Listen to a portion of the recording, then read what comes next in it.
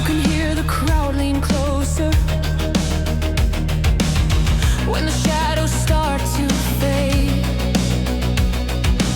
There's no spin, no silver soldier, just the echo of what's real today.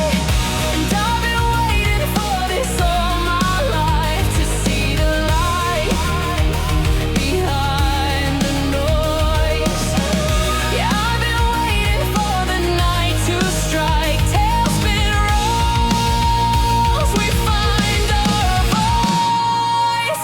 Tailspin on X tonight. No spin, just truth, just light. You can feel that pulse ignite. At 7 p.m. we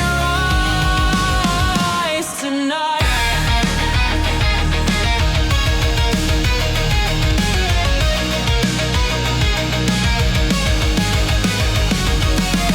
There's a hum behind the data, a code that won't lie still. You can dress the truth in makeup, but the light cuts through the veil at will. And I've been waiting for this all my life, to hear the sound that breaks the lie. Yeah, I've been waiting for this fire inside. Tailspin calls and we testify. Tailspin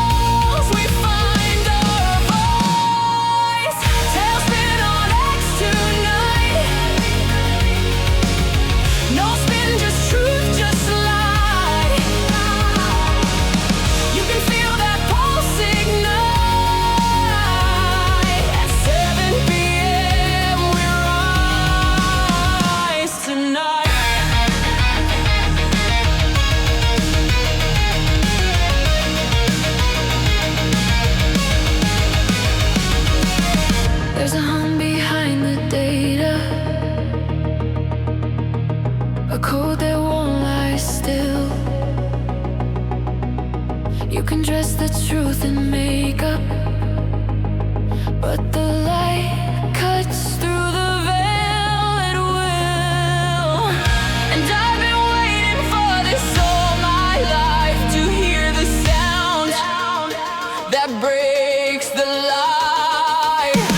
Yeah, I've been waiting for this fire inside. Tailspin calls and we testify.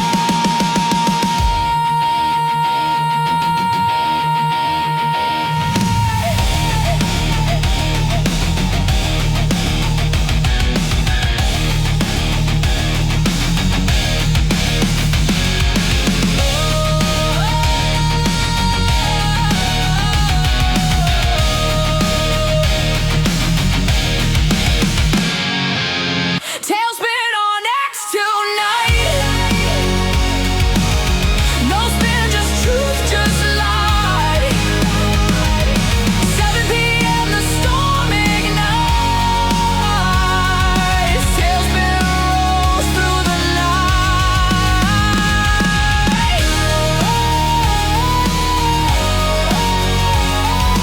Truth don't need disguise, no.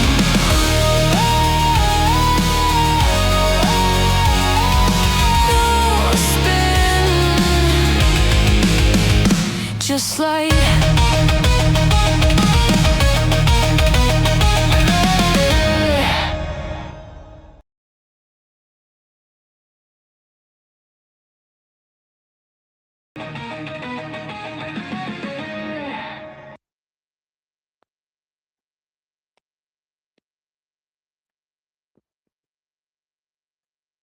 Alrighty, everyone, welcome to another episode of Tailspin.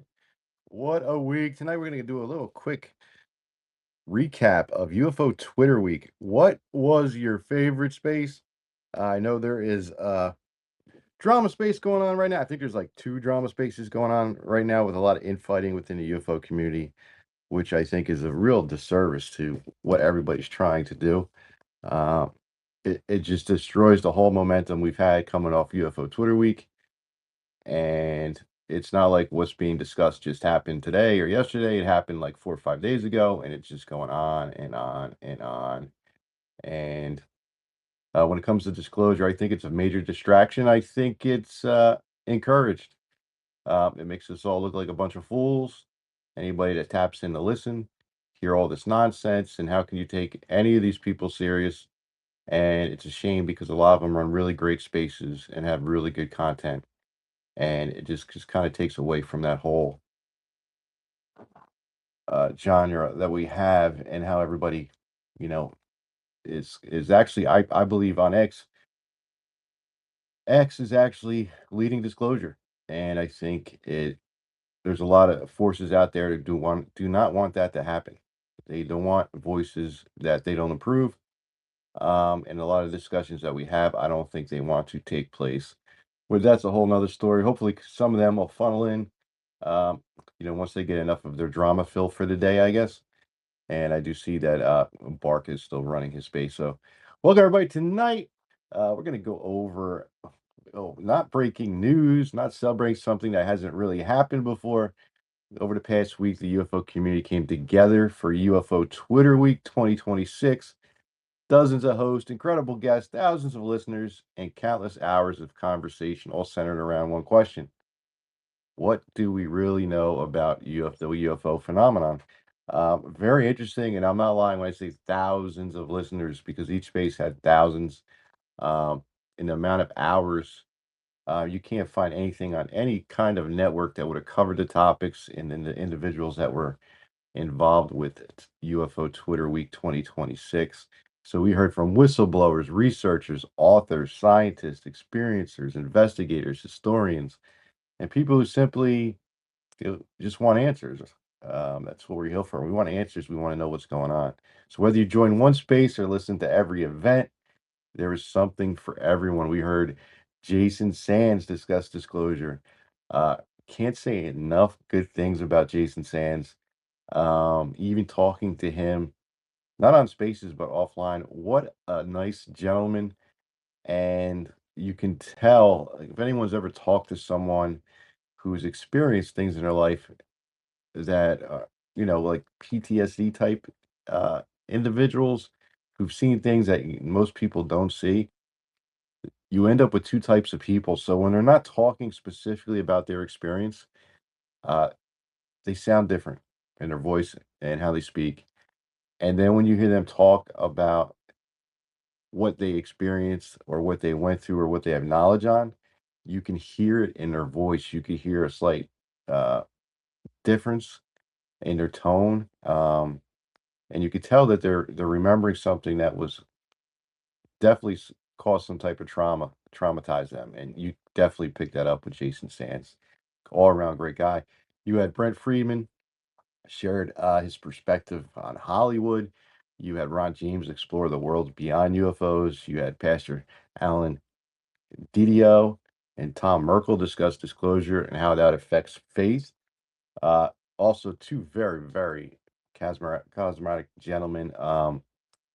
Nice guys. Like I said, I don't believe in the same theology, but two great guys, and you know, very interesting to listen to from a biblical perspective as one a bishop and then also as a pastor. Then we had Heidi Hollis took us into the mystery of the shadow beings, the hat people, and the connections with aliens. Then you had Laura Eisenhower discuss consciousness, humanity's future, correcting the history on her grandfather, Dwight D. Eisenhower.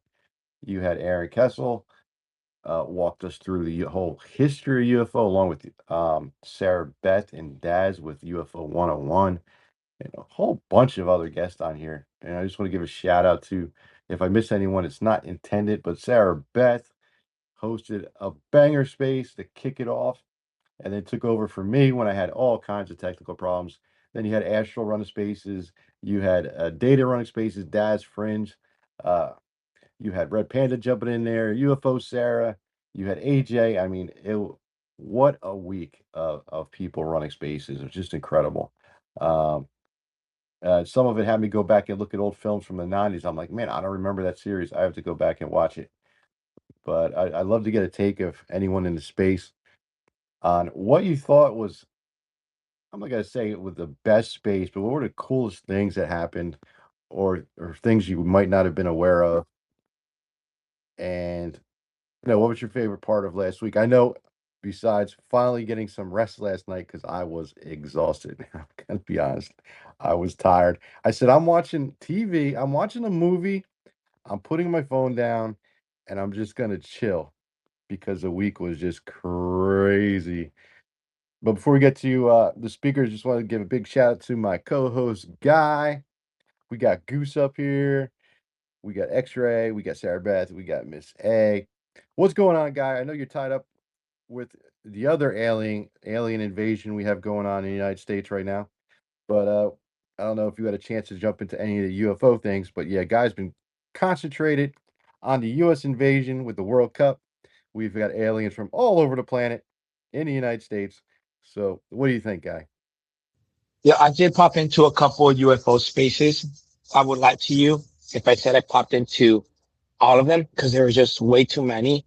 And if I'm not mistaken, did I see some spaces run for like 8 hours? Yeah, I swear some of these hosts, I think they're AI. Like Sarah Beth, I think is an AI. She is like on X 24 hours a day, but then she'll throw in, yo, I'm with my family. I'm not going to be very active today. And she's more active when she's with her family and after she announces that, you're not going to see her a lot. So she's dropping everybody's spaces in the different group chats. She's replying to everyone. You see her in all these different spaces. I think she's an AI, but let's just keep that a secret. Okay, Guy, don't tell nobody. I'm your secret weapon. No, I always have my phone in my pocket. No, you're just like a go-go gadget bunny. Uh Yo, it's crazy too, Guy, because we're like, yo, uh looking for co-host, and then like someone will say, Sarah Beth, you want to co-host? Hell yeah. And then like 5 minutes later, yo, I need a co-host. Hell yeah. Well, what time? They're both at the same time. Oh, that's not a problem. I can do both. I don't know how she does it. Just don't know how she does it. It's pretty So, crazy. This week was really fun though. I thought we had a lot of really great guests. Astral hit it out of the park, man. All of his spacers were just awesome. Um, and everybody is still talking about the debate space, which probed that website. Everybody's talking about using it. Like we want to have like a weekly space where we do it. It was just everybody had so much fun. It was cool. It was really cool. yeah, that was so awesome. I know in our Dojo Adult community, we talked about a while ago to have like a debate.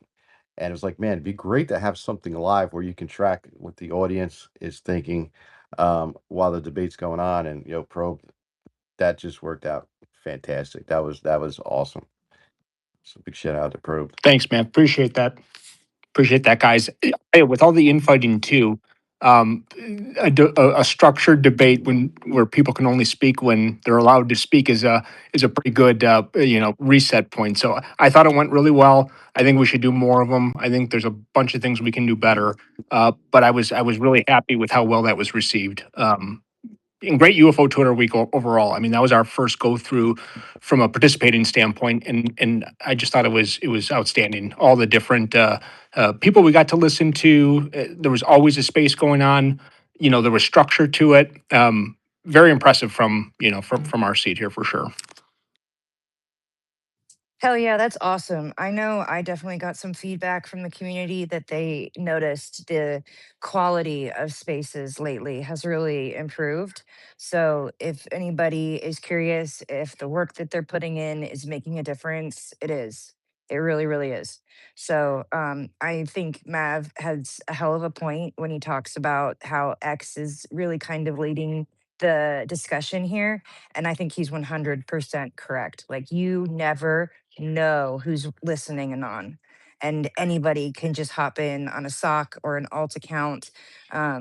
But yeah, I think there are a lot of ears that are paying attention. So it's pretty cool. And if you're not already following Probed, you should, because he has a great website and a great platform that's really just put together so well. So yeah, he is a great account. Thanks, sir. Really appreciate that. No, it was outstanding. Next we got Goose. Goose, what'd you think?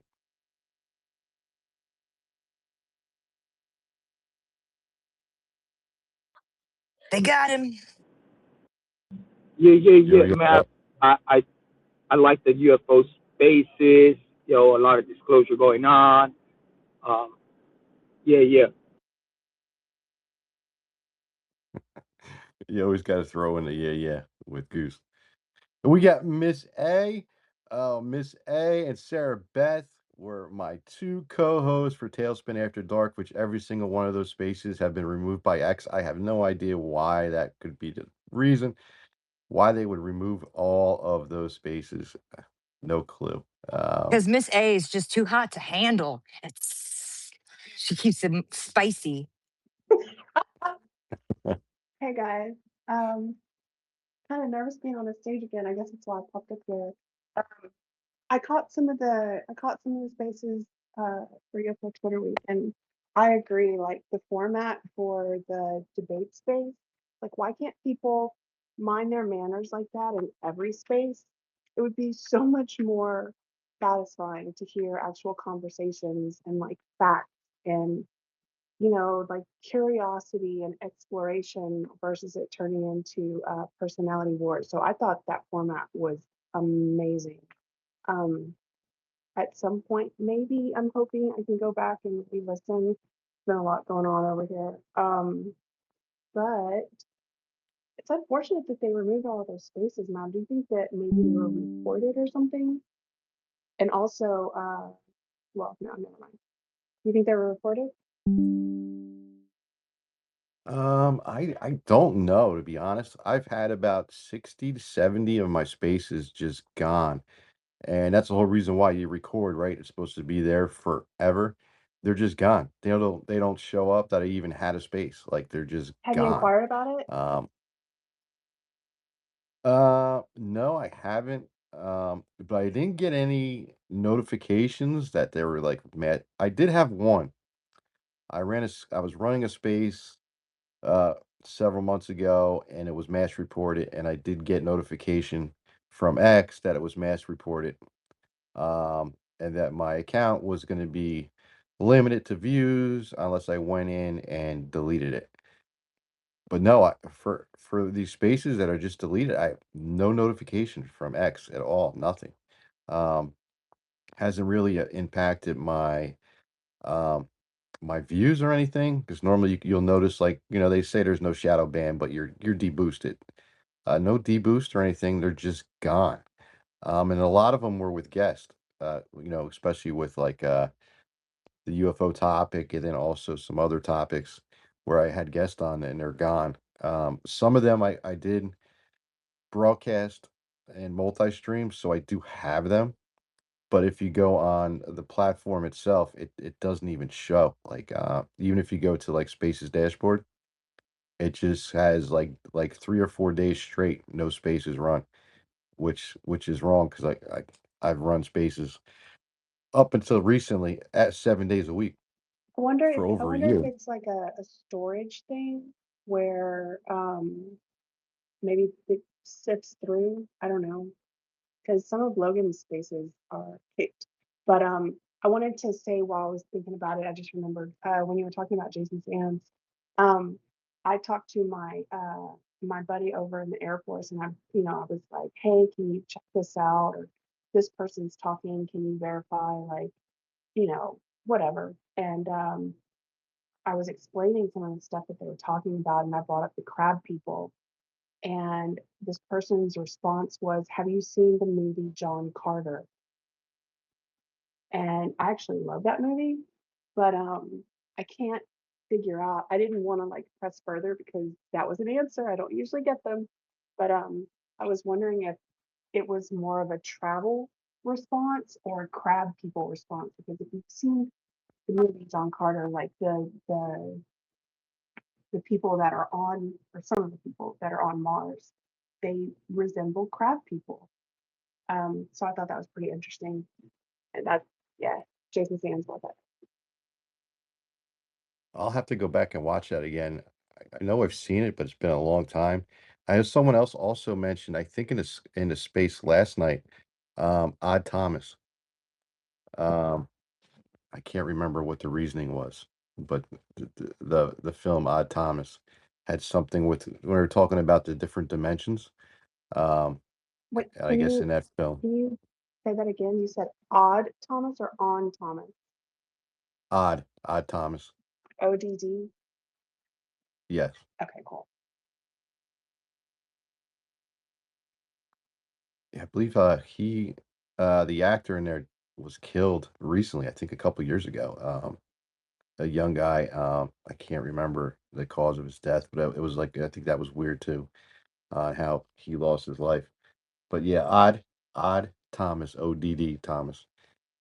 That was another one. And then what's his name? Bryce, the one who produced Dark Skies. I went back and watched that, and that freaked me out. And I'm like, oh my lord. And then I was glad I was in astral space. He's like, yeah, those ganglions, we kind of added that as a twist. They're more like implants, not like a creature that crawls in your mouth into your head. And I'm like, thank God, because that like freaked me out. Um, Was it like I'm gonna have SG? to Was do it like the Stargate series SG-1 with like the little almost like a scorpion looking thing that would like enter attach to your spinal cord or your brainstem, but it could either enter like through your mouth or through the back of the neck. Yes, it was very similar to that. It was more like a kind of like a spidery looking thing. Oh, it was just kind of creepy.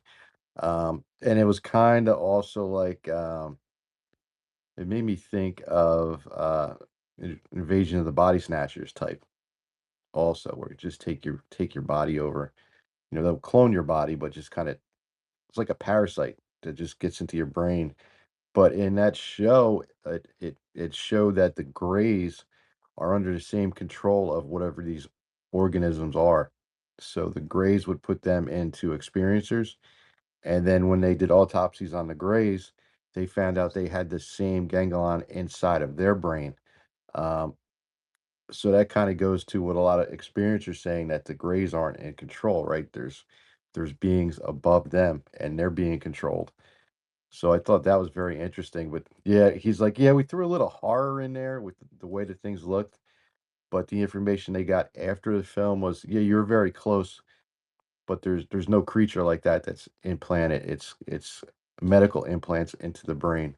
Um, so it's, well, he actually didn't say brain, so I don't know where the implants go. But that was very interesting how they can control you when they want to. That reminds me of Um, like the Black Eye Club where they like remove the eye and then they like insert whatever it is, whether it's technology or Brill or go off there. It's that worm from the Vril type 1, 2, and 3. When they insert the worm, it's called a drone. So they create a drone, or it's the droning process. So then the consciousness and personality of that individual is gone and wiped. And now they are essentially being puppeted by Vril consciousness. Um, yeah, there's a couple people that talk about this, Donald Marshall being one. Um, it gets really convoluted and stuff when you start talking about the SRA and the reptilians. Like this was something that was kind of news to me. Jason Sands was talking about how the Draco and the reptilians are two different entities. Um, but I always knew them as the Draco reptilians. It's just the Draco was like a social class or something.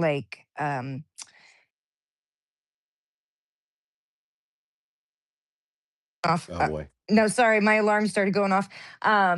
But yeah, I always heard that the reptilians and quote unquote the Draco reptilians had many different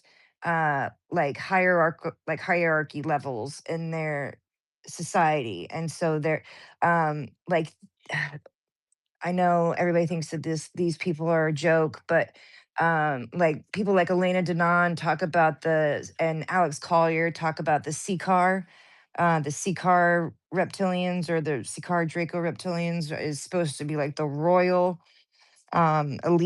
elite class. I don't know. It's interesting. So there's a bunch of different perspectives on this that I've heard in the lore throughout the years. So Oh boy. Hope you didn't hear, my phone just slid off the table. no, Crazy. you're good. It wasn't too bad. No, it's kind of strange. Like a lot of things, you start thinking of like Stargate SG-1, right? You had the worms, and then isn't that the drone thing that would go into the eye, like, and it's all these powerful individuals, including like Pope Francis. All of a sudden, they have one black eye. He fell. Bill Clinton fell. Harry Reid fell. Like all these. Joe Biden fell. Joe Biden fell. It's always the one. Like how many are these? Like the Columbius lead, the most Columbius Oh, Columbus. don't Ugh, forget the I'm boot. sorry. Don't forget the boot. Like there's like a high percentage of like elites or celebrities or whatever that end up wearing a fucking boot. Why? Tell us about that, Miss A. Like, isn't there? What's the lore behind that? Heard. Oh, well, no, this Uh, goes into stuff that's not UFO related, but it's still conspiracy. it's the Q stuff, right? Like, it's a Yeah, Q yeah, boot. Yeah. Yeah, but all those yeah. people They're wearing an ankle monitor. but all those people They're under also have arrest for black eyes. treason. Like there's a high percentage of celebrities that just get one big black eye. Like if it was plastic surgery, like if they have a rhinoplasty or something, I would expect both eyes to be black, but it's always just one, right? And I mean, the people that I'm around, I've never had a black eye. Well, I had a black eye once when I was jumped, but that was like whatever. These people, like, they have guards around them. They've got all this stuff going on, right? And they all get black eyes. It's just weird. It's really weird. Well, it's the Illuminati, the all-seeing eye, right? That's why they photographed them covering the one eye. And like Lisa Left Eye Lopez from TLC. That. Crazy. No, you're right. You're right. And then like, how clumsy could are all our leaders just clumsy? Like they all walk in the doors and they all fall and get a black eye. Like it's just the amount of black And eyes they're among bad celebrities and black eyes. politicians. They're bad, like, they're brutal. Like, they're like a quarter of their face is just like, yeah, it's really bad. It's not like a little bump and you've got like a little bitty bruise. No, these are like somebody bludgeoned them. Definitely. So yeah, it brings in yeah, Stargate SG-1 have that worm thing, right? It kind of takes over, but then it can go dormant if it wants. Um, and then I just noticed like, man, like yesterday, it kind of got a little bit into the love and light and the fifth dimension and all that stuff. Where you guys all know, I don't buy into that. Call me biased because of my faith. I'm gonna admit it, I'm biased. I'm biased because of my faith. I don't believe that, right? But at the same time, I do believe it. I don't believe there. I don't. How do I word this? It's not that I don't believe what they're saying and what they're being told isn't true. The fact that they believe it is concerning to me because it's not new. A lot of people call it New Age. They call it the awakening. I know Fringe talks about it. There's different points of view, um, but it's ancient. It goes all the way back thousands of years. Christians, Jews, Islam, they all know about this stuff. It's not a new thing. We're just told, yo, astral projection, yes, it can be done. Contacting spirits, 100% can be done. Um, Talking to different kind of beings and spirits, absolutely can be done. It's been known for thousands of years, but we're told don't do it. Don't do it because you don't know who you're communicating with, and they're super, super intelligent and they can fool you very easily. So it's not like it's been kept secret. And that's what I see a big push from like the new age. Oh, the church and the religious organizations are hiding this from us. We can all do it. Yes, it's been very clear we can all do it. We're told it's dangerous because you don't know who you're talking with, and they lie, and they're super smart. Um, they know just anything they think of, they know instantly. So, and they also have the ability to reach into your memories. They can't they Now this is a Catholic perspective on spiritual warfare. They can't put images in your mind that you don't already have. So that's why they say it's important to have custody of your mind. So whether watching movies, reading certain books, listen to certain people talk, um, pornography is another one. Um, they pull your memories, and that's what they make you see. When they're trying to communicate to you and draw emotions from you, any kind of emotion that you've experienced in your life, they can pull that out of your memory and put it in the forefront. And that's how they deceive you because they can say like a lot of Christians are saying there's no such thing as grace, right? Um, but we've all seen anyone alive now has seen a gray alien on some type of media, right? There's not one unless you're like in some type of jungle somewhere where they don't have television, but let's just say majority of the world has seen a gray alien. So you can imagine that if they have the ability to pull from your memory and then put it in the forefront and make you think what you remember is there in front of you, how we all see the same thing, right? Um, and then go back thousands of years when they were talking about angels and how they looked, and people would make that up in their mind when someone would tell you a story and you get that mental image of what an angel looks like. The angel would appear to them, or a demon would appear to them, and that's the image that they've seen. So the whole aliens have just arrived in the 50s. I think they've always been here. Just with the ability to get into our minds and alter what we see how we feel. And I'm not saying these things don't have a physical component either. I think they can. Um, but if I have the ability to go into Miss A's mind and have her see Goose, and then I have some type of being, like even if it's technological, let's say it's an Optimus, Elon's Optimus, but I can put in Miss A's imagination that it's Goose who is the physical being. She sees Goose, she doesn't see Optimus.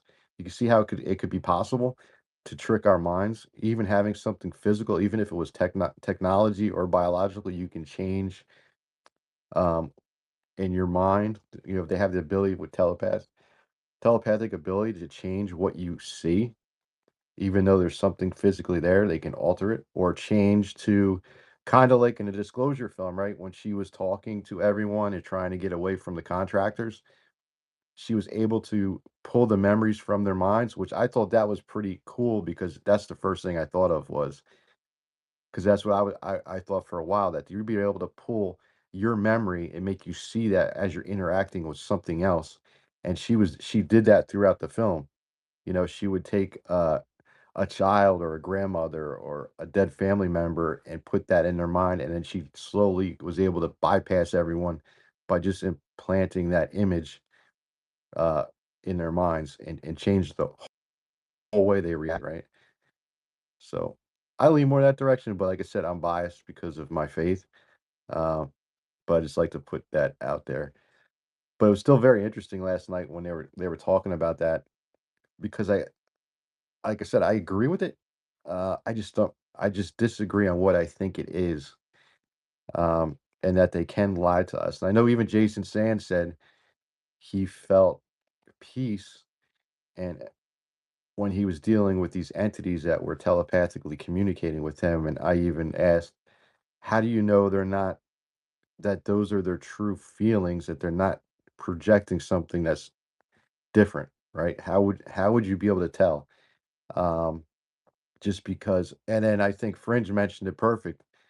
The V series from I think it was in the 90s, the reboot, the queen of the reptilian visitors was able to give you bliss, right? So she was able to project this love and bliss to anyone who followed her, including the reptilians, right? She was able to do that. So I thought that was interesting when Fringe mentioned that in a comment. She's like, "Remember the V series and the bliss?" I was like, yeah, "Oh man, I didn't even think of that." But that was pretty cool. I I loved it. unfortunately remember the V series from my childhood, and I cannot believe my mother um, let me watch that, and I am still traumatized from that. So yeah, that should have scared me off from this whole subject, honestly. But yeah, Which one are you talking about? The one in the 80s or the reboot in the 90s? the the 80s, no, the 80s. Yeah, the I still 80s. haven't watched the whatever the reboot was. But yeah, the one from the 80s, that was oh yeah. Mm-mm. Yeah, how they were using us for food. And then having visitor ambassadors, which was the same as the Nazi Germany when they would recruit the kids, right? Become an ambassador for the Nazi party. Become an ambassador for the visitors. You turn your parents in if they're against the visitors. And we'll give you all this advanced technology and stuff. They're pretty creepy. What I vividly remember though, and being so freaked out about, is the peeling of the skin, like the oh, it wasn't shape shifting. It was like pulling meat off. Oh my gosh. Oh, anyway, okay. Yeah, the fake skin. Did you ever watch the movie The Arrival with The newer one or the older one? the older one? No, no. I've seen the newest one, but I haven't watched the older one. I There's a lot of older stuff that I need to catch up on. Like I'm still trying to get through my first watch of the X-Files. So I missed out on all of that. I had other stuff to do. Um, Probably would have been better off if I had been watching this stuff, but yeah, I'm just now getting through all of this. Yeah, Charlie Sheen, and the movie was The Arrival, and I believe it was in the 90s. and pretty much he worked at I think it was a part of SETI, and he was sitting at one of the isolated uh, satellite dishes, listening to sounds from space, and they got a signal, and he goes to NASA, and he's like, "I got a signal," and the guy's like, "Oh, let me listen. Oh, that's interesting. Let's look it over." Oh, and then he's like, "Oh, what tape? You didn't drop a tape off." Uh, and then he finds out that there's aliens among us, and they're altering the atmosphere to make it warmer because they come from a hot planet. And I'm like, I always thought that with the freaking climate change shit, someone's terraforming the freaking planet. The aliens are terraforming the planet to change the planet. And I'm like, oh, that's crazy. So it's funny, like if you put all these different movies together, it's like all the topics we discussed in these spaces. It's just not in one film. I watched this one really cool. Um, it's a really old movie. I think it was made in the 1950s. I don't know. Forbidden Planet, though. Oh, it was really good. Um, it was really pretty good. It had the robot and everything, and uh, they went to this planet, and it was a totally foreign world, but they met um, people there. Obviously, they looked pretty much exactly the same. It was just a couple little differences between the two species or whatever, but there was like the older man and his daughter was there, and the daughter fell in love with the dashing space commander or whatever. But it was really interesting to me because they brought in the concept of the higher self, like the future parallel self. I don't know, it was really a good one. I liked it. There's some really good movies out there that I think try to, and like for a long, long, long time have been trying to, show us these concepts, that are in ufology a lot, in the lore And and in the studies. Yeah. what was the name of that one? Sorry about. For the Forbidden Planet. Yeah. But hey, welcome, Daz. How you doing? I'll have to look that up. Yeah, what's going on, Daz? Hello, hello, hello. I don't know what to say. Like, oh my god, yeah. I'm trying to stay focused on this topic. What was your favorite space? Well, we done, obviously led by Astral, an amazing Twitter week. Like, I feel like I'm still processing all of the spaces, and when I look at the question, I feel like they were all good. So many of them that I can't just pick one. Like, like from the sand space to the one with the Hollywood guy. I really enjoyed Didio.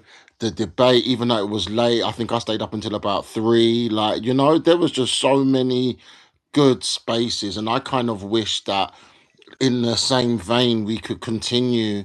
I mean, it's a lot of work, but like at least maybe like half the capacity, like not full out like 3, 4 spaces like that with all those guests, like but maybe like we just need more of those type of spaces. I mean, I'm trying not to bring what's going on. Like I was literally just stuck, glued because of the drama that's going on, and I'm just like, no, no. We said we're gonna try and do the structured spaces. So I had to drag myself away, but I see, sometimes it's probably done on purpose, just because there's not much more to talk about. It's very interesting, so I wanted to come and sharpen support. No, no, thank you, Daz. I spoke about that in the beginning, how I think it is a huge distraction on purpose. Like we just had a great UFO Twitter week, and something that happened a few days ago is the main topic. There's hundreds of people listening to this stuff being regurgitated over and over and over. Uh, and it's just a distraction, right? Like we should be celebrating what we just had for a week. We're like kind of moving, and we had a lot of interesting people that just popped in, and then it just gets crazy, right? One, a lot of those things probably shouldn't even be discussed publicly, right? You know, on a recorded space. Take it to Discord. Try to work it out. Don't work it out in public like that because it's not going to work well. And it's just a major distraction, I and it is I really a bit of a. think I really feel like sometimes people forget that this is a public recorded space. Like you are broadcasting all across the world, like all across the app. It I don't understand why people literally come on here just to rage bait and show their seriously, show their ass. Like that's what it is. No, you're right. You're right. Um, I do think people forget because like especially when you start, you have a small space and you're just chatting. You just want to air something out. As soon as someone finds out there's drama, I'm not gonna lie, we had it going on in the community I came from. And Guy and I played a little part in it. We're like we just kind of threw it out. We were a little pissed and we were kind of mocking it to make fun of it. And next thing you know, the space fills up with people that normally don't jump in. And then everybody gets in the DMs or post. Oh, did you hear Matt Space? You hear Guy Space? Oh, they were talking about so and so. And then people just like it, right? It's entertaining when you're not involved in it.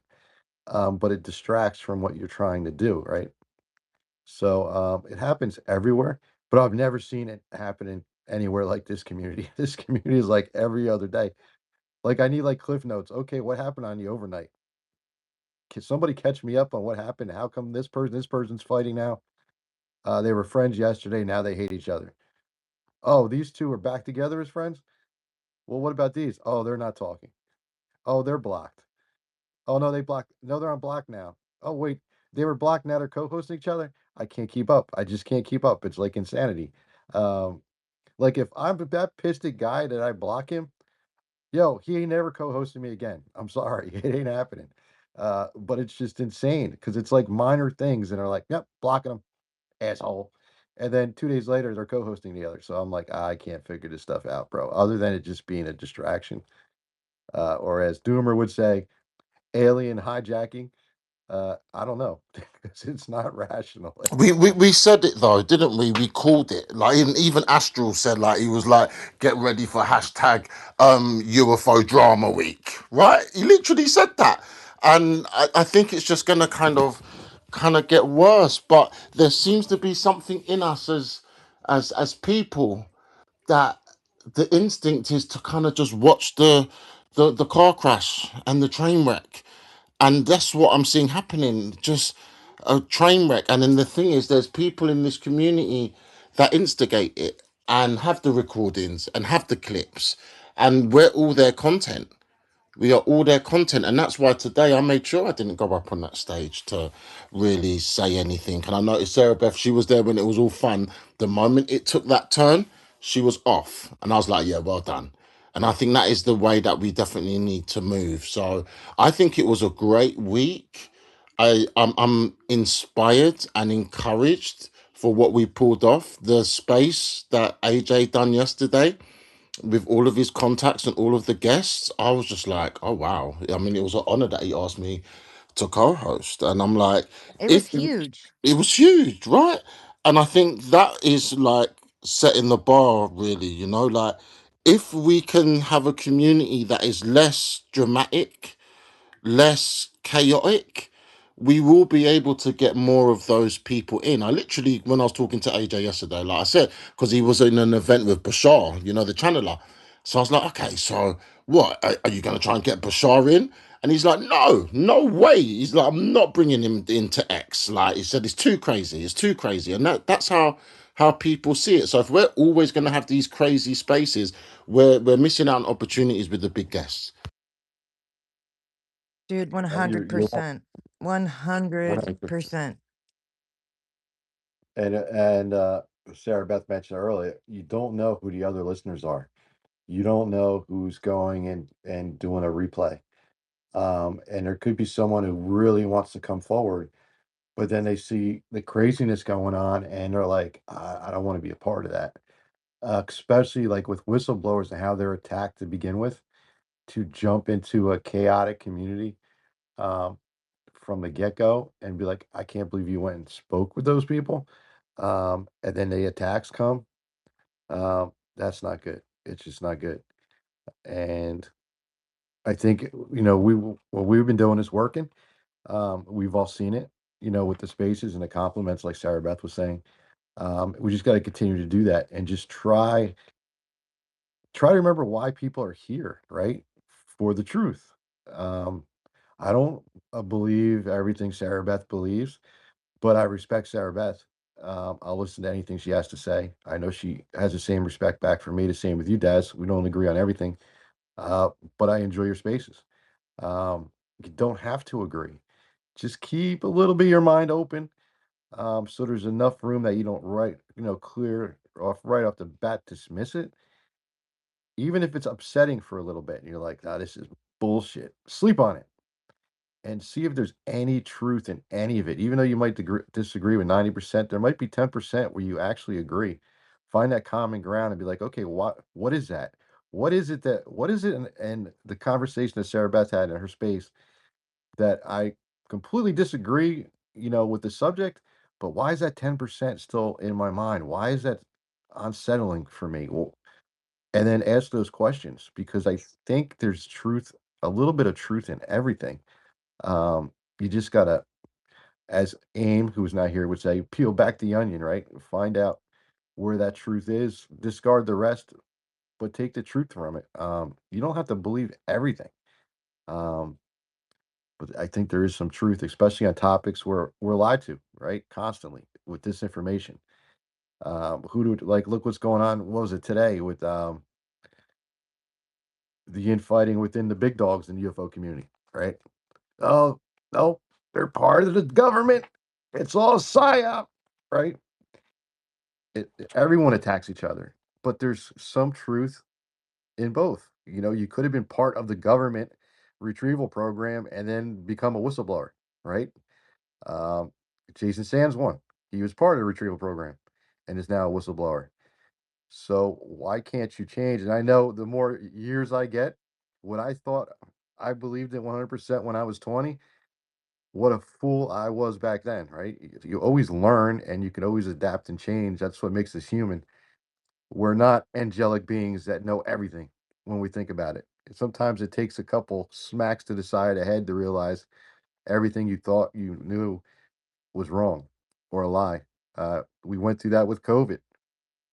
And I kind of like, I know Doomer was going back and forth about the whole Avi Loeb thing. And I'm like, yeah, I was kind of excited too that he was going to run this and he was going to champion this. But if all he's getting is declassified information, is that no different than all of us getting together on a Saturday and go, look at this video and then go, well, they're going to try to tell us what's actually out there and what these things are.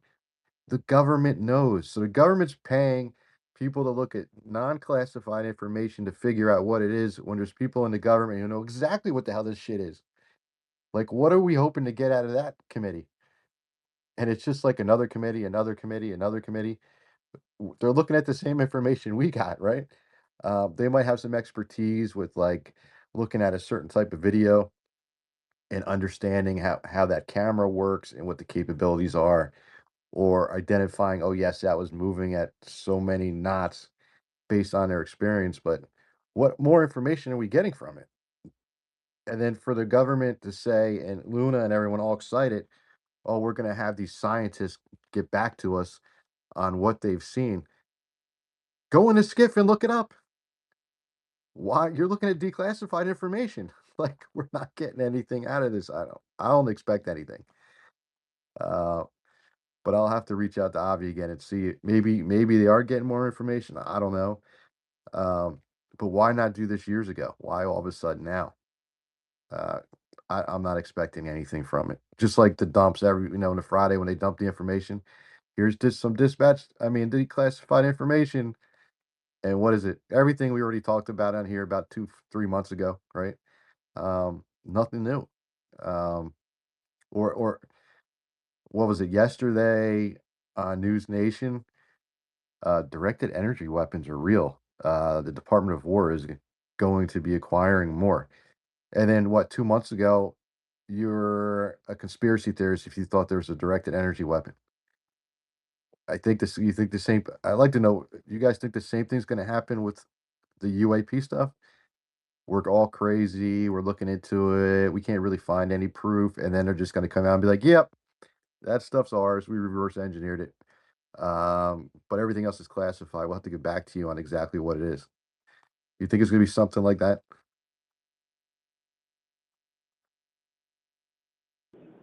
Yes. The answer is yes. What was your favorite space last week, Mav? Oh, mine. I'm just kidding, Daz. I like the video space. Because I like the religious background of it. Because I'm like I said, I'm biased in that direction. Not 100% in his theology, but I'd say about 80% I can agree with. Um, Trouble I'm having is I'm not under. I've been in contact with large Catholic influencers and had good relationship back and forth. But as soon as disclosure happened and they start releasing files and everybody started talking about it, as soon as I mentioned having them on to discuss this topic, I don't even get a reply. And that's got me scratching my head like, what is this about? Like, why are they not talking about it? Then I heard from someone else who's doing a film I'm trying to get a hold of, but he's booked.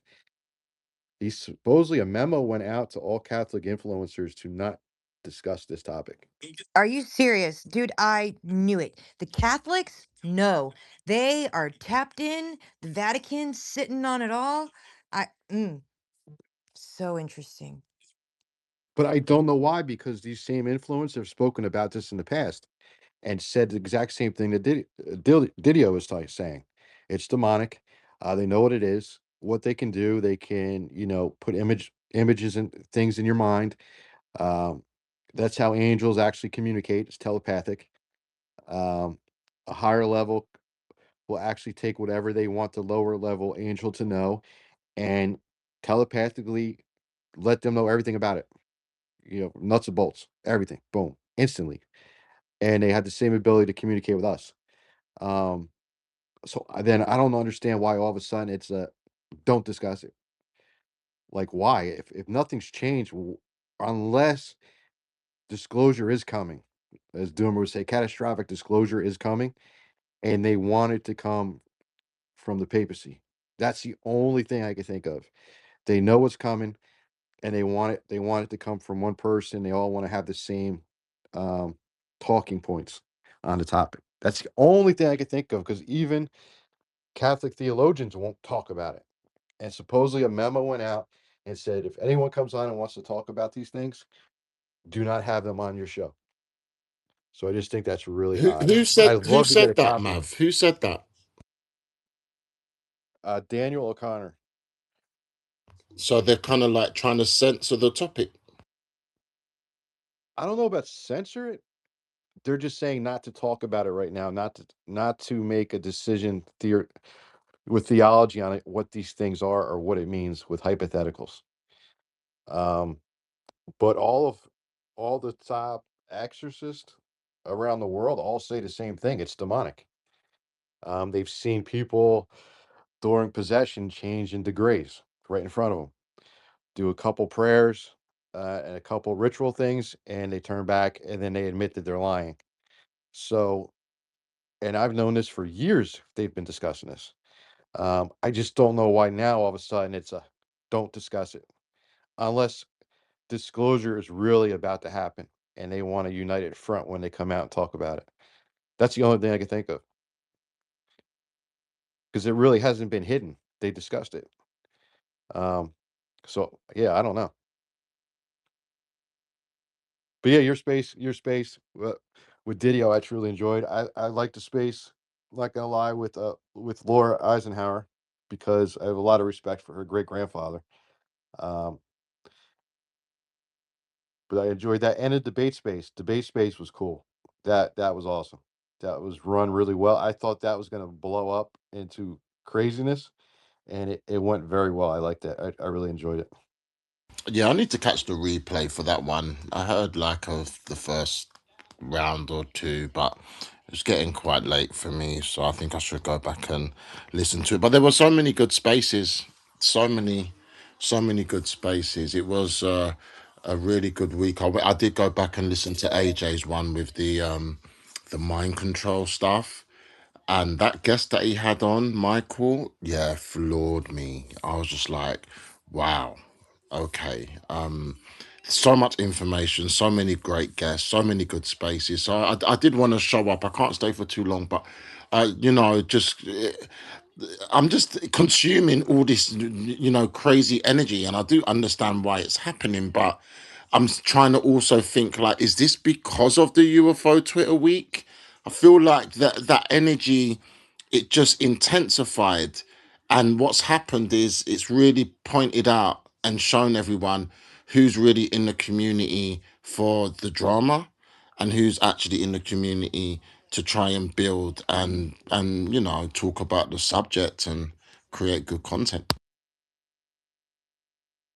I think it could be that, Daz, but if you talk about it in a spiritual sense, right, you would want this to occur. So if you're over the target and you're recovering important things, whether Doomer wants to call alien hijacking, you could call it spiritual warfare. You would want to cause a disruption, right? Especially when there's momentum.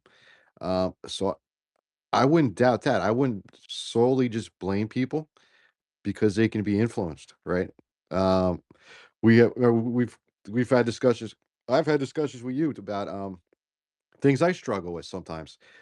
I'll get a perception of what's going on and it's not reality, and I'll have to take a step back and go, why am I getting angry? Um, is there really a reason for me to angry, or is this not logical? Where did that emotion come from? Why did this all of a sudden make me angry? Was there any reason for me to get angry? Uh, so that kind of stuff can happen, spiritually. So I wouldn't take, I wouldn't just say these people just like drama. It could be influenced by outside forces, whether you want to call them spirits, you want to call them aliens, whatever you want to call it. I wouldn't rule that out. But even like with AJ Space yesterday, they were talking about MK Ultra, mind control and things. And that's really not new either. That's ancient as well. It was called something different. It was called satanic ritual abuse. You fracture the mind, and then those that do it can gain control of an alternate personality. Uh, what was that movie with Denzel Washington had it in it? The military did the same thing. They broke the soldiers, created a split personality. You mention a keyword or phrase, brings that personality out. You now have full control over that individual. Sorry, Mav, that So movie was Manchurian Candidate. that's it. That's it. So yeah, this stuff's not new. Um, the science behind it, now they put the science behind it, right? But the spiritual aspect has always been there. It's not new stuff. It's just called something different. Um, so that's why sometimes I'll sit and I'll laugh, be like, "Oh, this new scientific breakthrough." I said, "No, the science just proved the stuff that was told in different religions. That spiritual science is proving it to be fact, right? How would they notice without the science we have today that this stuff was possible in books that are over 2,000 years old, even older?" The same thing with like fasting. For thousands of years, everyone would fast, right? All faiths would fast. Um, and they said it had a spiritual component, right? It was good for you. It was good for the soul. And now we find out through science, a 72-hour fast generates stem cells in your body that repairs damage to your body and removes all the dead cells and everything in your body. Wow. How did they knew that 3,000 years ago? And then science proves it now that it's true. A 3-day fast can help cure ailments to the body. Um, it's just craziness, right? Hey, Mav, if I could just jump in, I was started watching a video on YouTube yesterday of these people that go to archaeological digs throughout Israel, and apparently there's a I can't remember the name of the museum, but in the museum there's this stone and it has what looks like a star-shaped emblem, and the curator that was touring these archaeologists was actually saying that that was predated the biblical flood, and it actually provided archaeological proof that they had technology and understanding beyond what we have today.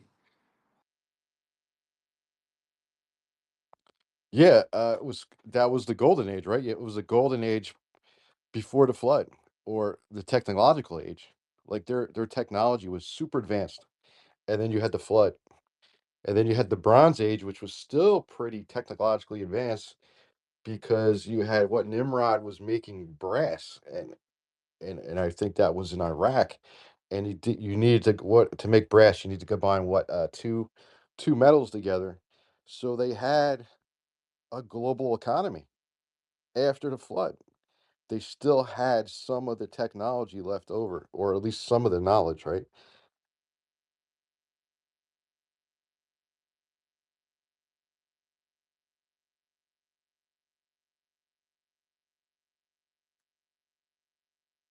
I don't know if I'm rugging. No, I think my app just went as well. I don't know if it was the app. Can you hear me? Yeah, I can hear you. Yeah, mine was just went wacky. My microphone button just went all crazy. Yeah, there's a lot of around the mind control side of things. That space yesterday really kind of, like you said, I know it's not new information. It's like old information, but I think that guest that AJ had, he just had so much insight on it. It was yeah, very very interesting. And now my mind's thinking, how does that now relate to UFOs? How does that relate to disclosure? There's so many avenues that my mind is going down. And, can I just throw in, and I know this is old information, what I'm about to say, but I find the correlation very interesting to the current topic. You look at it, as you've been bringing up MK Ultra and all that bizzo, satanic ritual abuse Mav brought up, and the whole UFO things. And I find it interesting that both of those areas, at least in modern technology, started with the Nazis' Department of the Ahnenerbe. They were the ones tasked with finding the true Aryan origins, and then later took over control of all secret technology. But they were also in control of the department that was run by Joseph Mengele, who was the one that started the whole MK Ultra program. Um, and when it all moved to the United States, it continued under his directorship.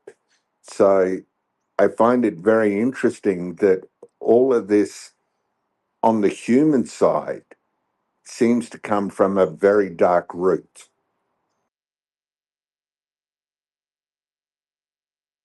No, you're right. And the Nazis were obsessed with the occult, right? So they were going around the entire world looking for anything related to the occult. Well, actually, on point with that too, Mav, Himmler acquired through, theft and everything else of invading the countries, the largest occult library in history. That library was seized by US forces at the end of the war, and it's still classified today.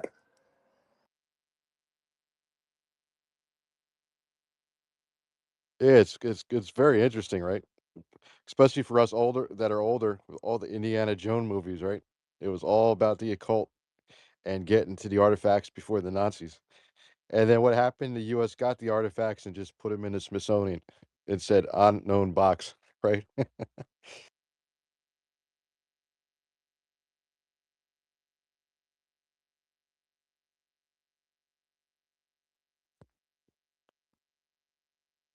So what do you think, Pop? What do I think? I think. Can you hear me? Yeah, I can hear you. Okay, I was like, it made a weird noise. Oh, let's start that again. That happened yesterday, right, Sarah Beth? Or 2 nights ago. What was? As soon as she was saying, yo, Mav might rug, he's having connection issues, and then you come up just to rug. That was that with this was that with the space with Laura Eisenhower you're talking about? Yeah, yeah. That was crazy. Did you not think you got like attacked? We, It did seem, yeah. Daz, we were getting psychically attacked that entire space. It was so bad. I was wiped afterwards. So I think it was multi-tiered. So my favorite. My What I like. go ahead, Pop. No, I was gonna say if you were asking like my favorite space, I like the one the other day with the fringe was pretty cool. That was a nice space. Not the other day. It was actually a couple hours ago where she's gonna do about human trafficking and stuff. I think stuff like that. I always like to hear about. Um, but yeah, I think everything any space that starts talking about Anunnakis and anything to do with ancient aliens is basically my favorite type of stuff. I don't know, something with me with the ancient aliens is it's interesting to me. I know that there's a lot of different stuff that we talk about that come out nowadays with files and getting released of about oh okay aliens might be real might not be and this that and the third but I like hearing about the ancient. I know why. Because you're Greek and you think you're a demigod. That's what I I think why. wish. I don't know if I wish actually I can't say that. I don't know. It would be definitely it would be cool to be Percy Jackson and Olympians. We're all hybrids, so you Exactly. know. We're all created from our DNA is created from basically Anunnaki type figure, and they just did trial and error until they came up with a human like us. That's why they had the Cyclops. That's why there's all these tales about all these crazy different type of beings. I guess you could call them. And that's really big in Greece, It's right? yeah, it's very big. There's even points to where there's certain I guess you could call it landscapes and sightseeings that they say is part of a story. There's this one I remember. It was in the mountains, and they supposedly say uh, Aphrodite was there, and Aphrodite was living in this rock-like place, and a cyclops came. And the whole story is a lot more in depth, but the basis of the story is a cyclops came in through this humongous rock into the ocean because these two people were trying to run away from the cyclops. And that rock, if you see it, it's like placed in the middle of the ocean, in the middle in the surroundings of nothing, and it's all like hollow inside. It's pretty cool. But yeah, they basically base all actual sightseeings off of mythology, if you would call it that. See that? You never know what expert you'll have in a space. We have our Greek mythology expert, Pop, who spent what, 2, 3 months Yeah, there? I try to go for 2 3 months at least. I always love And going. and you got to think that in regards to mythology, I don't call it mythology, I call it factology because it was facts that became legend and legend became myth. But there's an element of truth in all of it. Yeah, and think about like the even as children, right? All the nursery rhymes and all the stories like Jack and the Beanstalk. Why did they scare kids half to death with these stories if they weren't passed down as a warning, right? I'd do it so the kids can just behave. Little Red Riding Hood and the Big Bad Wolf, right? And then you had what was the other Hansel and Gretel and the witch would eat you after she fattens you up with candy. Maybe that was to keep you from eating candy. I don't know. But why would they? Why would they tell us all these nursery rhymes and things that were like, if you really think about it, pretty like horror freaking stories? Like, why would you tell that to kids and make it into like nursery rhymes and shit? Unless it was passed on from generation to generation as a warning, and then we just took it as a fairy tale, right? Or unless it has some truth to it. I don't know.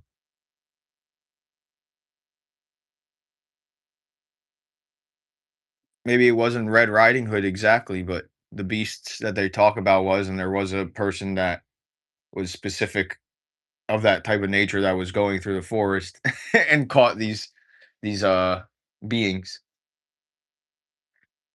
Yeah, and Yeah, shapeshift, right? Shapeshift from a wolf to your grandmother, and then they would eat you. it might be, yeah. You never know. With the way shit is nowadays, anything's possible.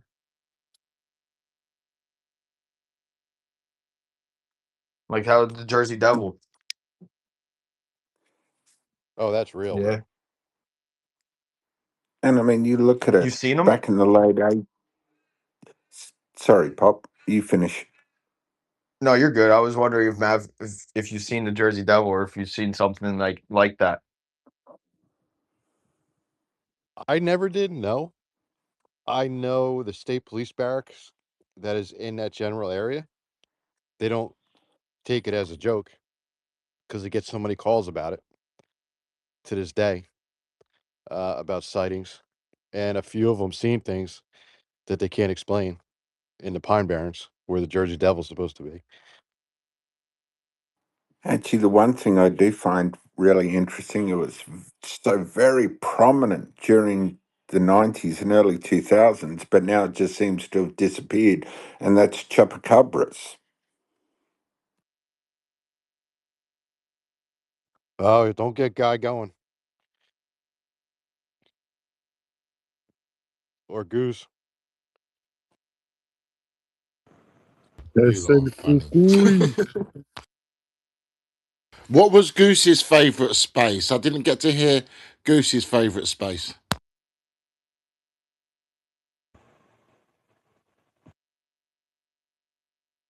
You know what? I can't really put it on one.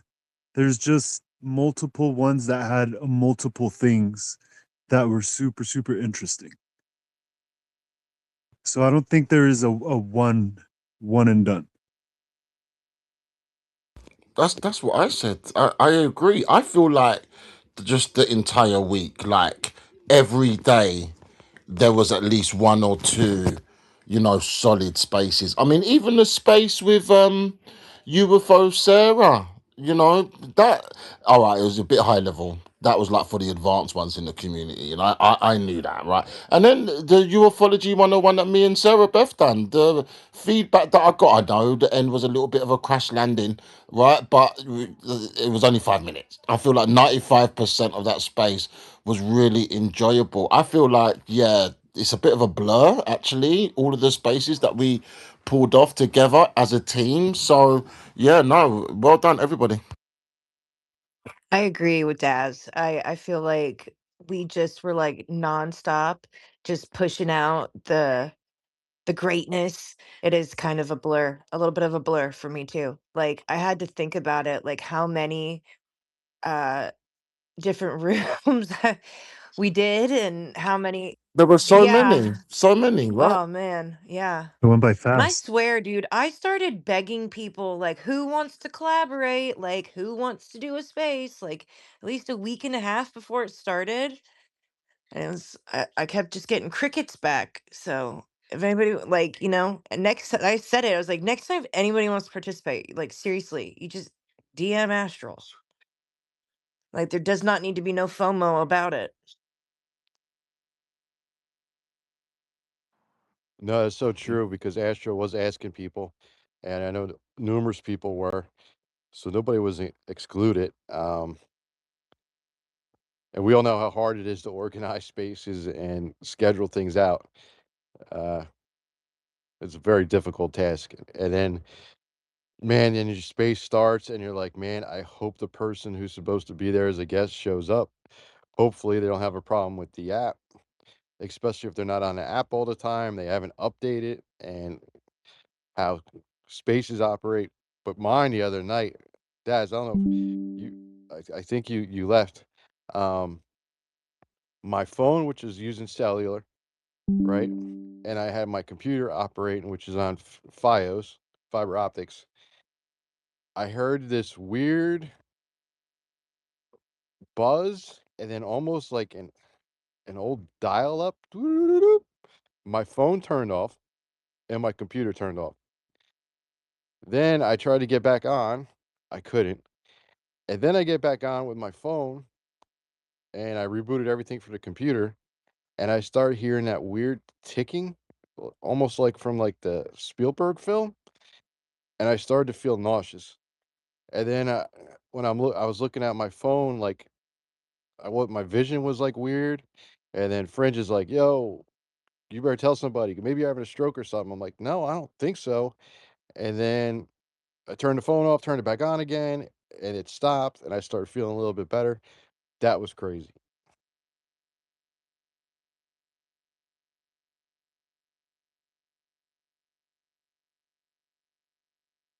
Then Sarah Beth, you said you weren't feeling right either, right? No, yeah, like I didn't feel anything odd during that space, like physically, like I didn't get nauseous or anything like that. There were a couple of days where I had really gnarly headaches. I don't think that that was one. I just was tired. Like I was exhausted afterwards. And there were a few times where during that space I could tell that the energy was just off. So I called in like I said a prayer, I called in some angelic reinforcement, whatever. And like as soon as I did that, um I felt it. I felt a big lift in my vibe, and then I saw it like and it's funny you mentioned this earlier, Mav, how they communicate telepathically. They totally do. They communicate telepathically. They send you images and pictures and symbolism and stuff, and that's exactly what I saw. Like I saw them just envelop all around Laura and like lift her up. Like there was like an angel that was giving her a shoulder rub. There was an angel that was blowing like pixie dust on her as if to like give her medicine and healing. Like um they do not want her talking about the aviary, and bringing attention to that. They just don't. And she was going pretty in depth, like even explaining their nicknames and everything. They did not like that. So um but it was kind of funny because I just had my own intuitions about that space. Like I thought maybe there was some psychotronic or, like electrical warfare going on for sure. But I also knew and could tell that there was energetic and like spiritual uh, stuff going on as well. And then one of my friends that was there to support, who is an energy worker, very active in the field, was there to support because she loves Laura. And she even DM'd me. She's like, "Did you feel like there was some stuff going on?" And she was like, "Because I had some major, like, she's like, I just picked up like there was major psychic activity." And I was just like, "Dude, yes." So we talked about it a little bit. So it's kind of nice when somebody else can sense the same kind of things and get the same kind of pings that I do. That always makes me feel a lot less crazy. um, but yeah, woohoo. No, you're right. Once you start talking about that, that's when my phone and everything shut down. And then you couldn't even get it back. So I had to open up the second space, right? Yeah, I had to open up. That's when you know that it was a proper attack. Like everything just shut down for Mav, and a new host had to open it up. But I think all in all, that space went well. There were mixed reviews, but I think that's the case for most spaces, isn't it? Yeah, and it was Laura even got a little caught up in responding to some less than favorable comments too before the end of the interview, which I chimed in and was just like, "Hey, everybody's entitled to their opinion, but let's not be rude to my guest, please." It doesn't matter. It sucks. But like the thing is, like for comments, it doesn't matter to the algorithm. So like whether they're good or bad comments, just if you've got a ton of them, that's awesome. They're gonna push your space. So meh. You just gotta put on that armor of God and not let the wrong shit, get under your skin. No, and that space had a lot of interest because even with all the technical problems, I was broadcasting it live on X, and it got almost 2,000 views with only 40 minutes in with nothing but audio problems. So not even counting the listeners on in the space, but on the live had I think it's up to 2,000 views just there. So that was crazy. And I was always like joking around with Guy and stuff in here, like when things would glitch on certain topics. I'm like, yeah, it's the government. Yeah, it's the aliens. That day, yo, I was getting paranoid.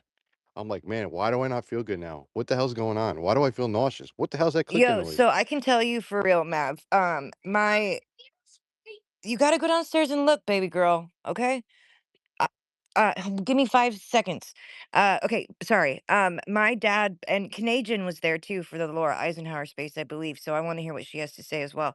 But my dad bought these things for our yard that you stick in the ground and they're motion censored, but they go off when like bunnies or deer or whatever come into your yard to eat your produce. And what they do is um they ring a frequency out, and it's like you can hear, like most people can't hear it, but like me and my daughter can hear it. And it is the same thing that they use in crowd control for like mob deterrence and stuff like that. It triggers your central nervous system, like, and it like outside, like, there are times where I would get hit with it a bunch, like, if I was out in the yard doing work, like yard work and stuff. If I didn't turn it off, I would get so dizzy, I'd get a headache, and I would get nauseous, and I'd have to go and lay down if I got hit with it, like, more than 3 or 4 times. Um, but and that's something you can just get at Home Depot, like, anyone can buy.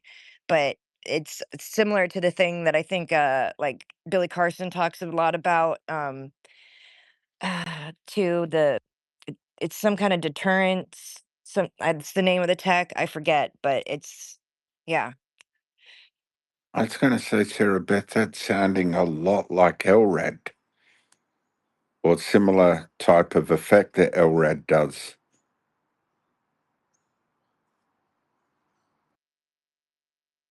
Yeah, so I went in when Fringe is like, make sure you tell someone I told my wife, and my wife says what Guy tells me. Stop talking about that shit.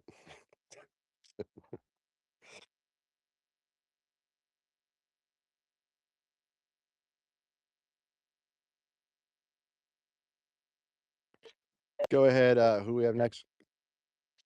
Canna? Canadian. Was it Canadian? Hi. Yes, I was in that space and I loved it. And I heard the clicking.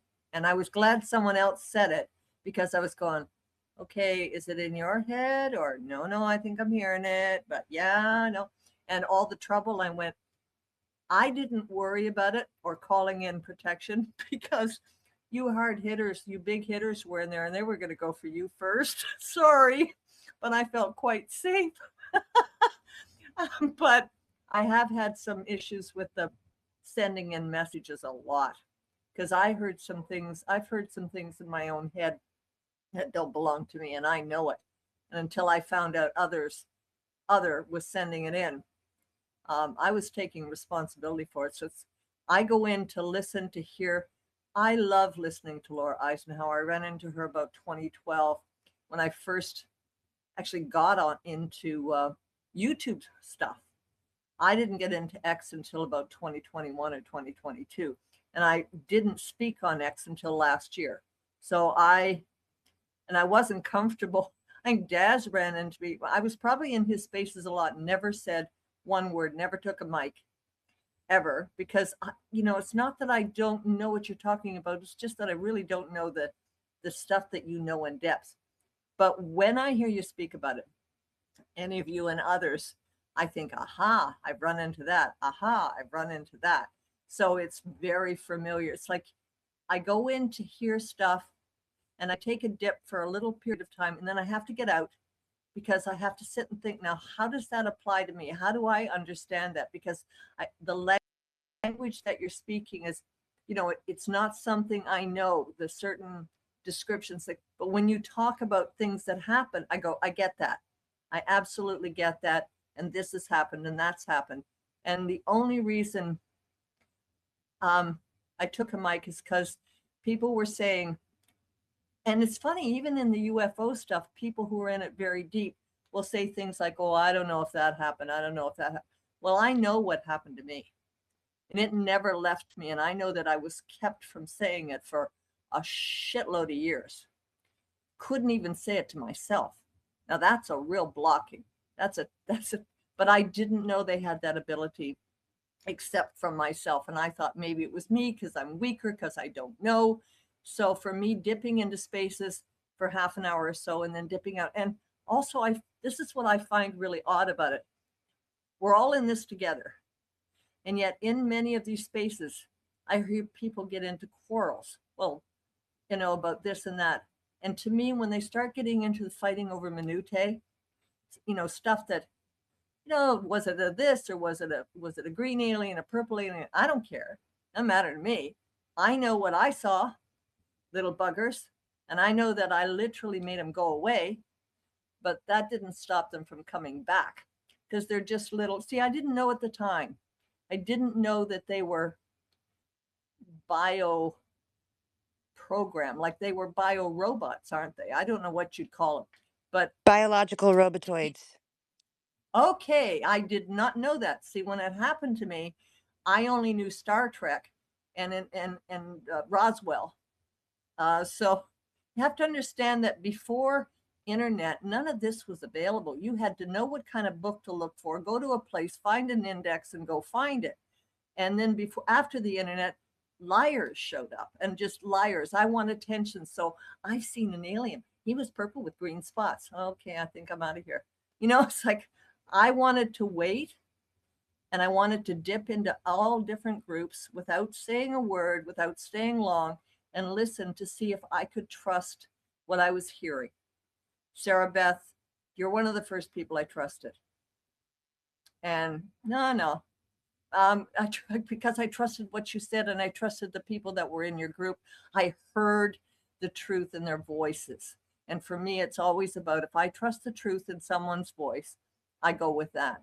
So yes, Laura's stuff is proved, even though when I first heard stuff she said, I thought, you went to where? You went to how? And then I remembered stuff that happened to me, and I thought, maybe that's similar. No, I wasn't the chosen. I'm not a Greek god. I've got name for a goddess, but I'm not a goddess. I'm just a person coming from a background that didn't encourage anything like this. And if any member of my idiotic family heard me saying this, they'd go, we should get her in the white coat, put her in a place, medicate her, she'll be all right. And that's why I stay away from them. So thanks for listening. I guess I rambled. Oops. No, you were fine. Thank you so much. Yeah, gotta love Sarah Beth. Gotta love her. I'm not AI. But we're still not convinced yet. We're still not convinced. Okay, all right. I'll convince you someday. I'll prove it to you. It's just funny, like how you're able to be in all these different spaces, in all of these different chats, all at the same time. I just think it's so funny. By location. And By She's location. definitely AI. Either that or she has like 50 devices and severe ADD, which seems to be a superpower, maybe. But it's a talent though, because seriously, I get so overwhelmed with sometimes just being like in one space or like trying to manage a couple of chats at the same time. Like, so I recognize that that is Sarah's gift, like, because I can't do it. Like this app is just so overwhelming. So like, good on you. And that's what I'm saying. Like, we're all different, isn't it? That's how she's able to It's operate. not just the spaces, it's the chats. Like I get overwhelmed like with the chats. I'm like, "Oh my God, can you guys please just shut up?" Like I don't I don't know where to start or where not to start. I'm just like, "Okay, none of it's important. None of it is important. Just be here right now. Breathe, be present." Yes, if you're not tagged or your name isn't dropped, it does not pertain to you. You do not need to read it.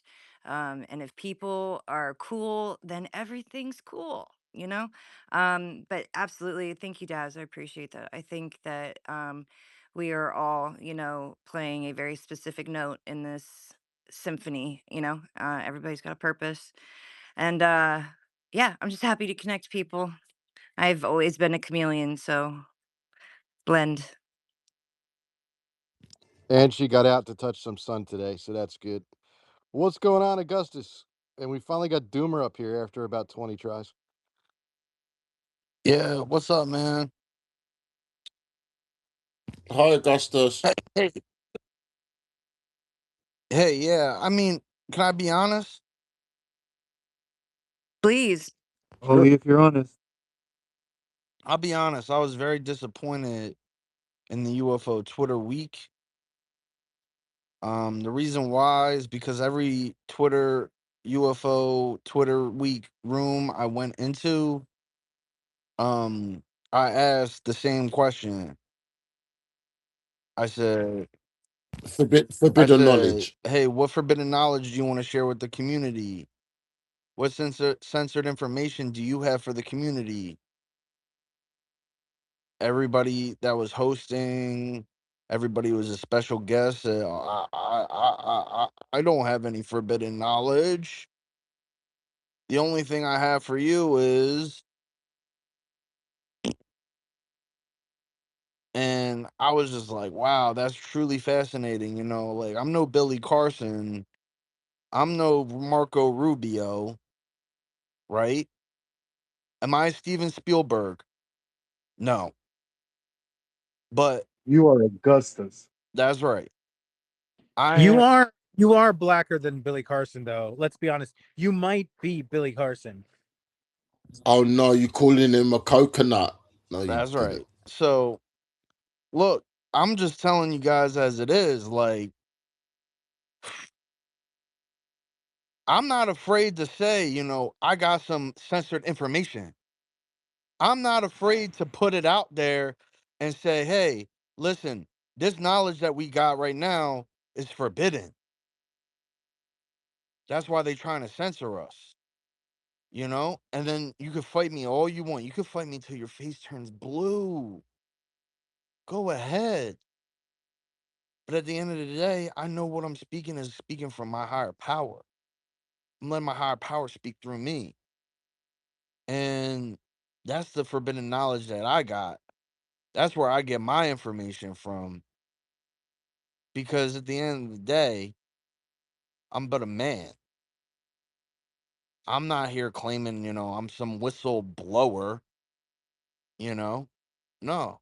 I'm here to tell the stories that have been told to me, that have been passed down from generation to generation.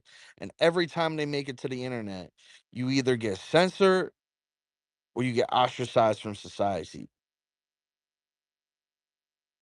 And instead, everybody wants to talk about, oh, what, he said this, she said that. I know him and her. And it's like, bruh, you ever heard this quote? I'm going to give you this quote. I don't know who said it. Somebody tell me who said this, because whoever said this is truly a fascinating person. They said, small minds discuss people, average minds discuss events, great minds discuss ideas. Who said that? It was tr- uh Lady Bird. What's her name? Amazing. No, So no, no. The first lady of Lyndon B. Johnson. amazing. Shout out Are you Mr. sure? Shout out Mr. Lyndon B. Johnson's wife. You know, Absolutely. because at the end of the day, bro, like, I'm here to discuss ideas with y'all. Like, I'm here to talk about things in the abstract. I'm not here to talk about, you know, Marco Rubio went on Age of Disclosure and told you that you're not alone in the universe. I'm not here to talk about Steven Spielberg making a movie about aliens when he did zero research on the topic. Admittedly, they said, who did you talk to? Which whistleblowers did you talk to get to this information? I didn't speak to any whistleblowers. Huh. So how did you write it? Oh, I wrote it on an iPad.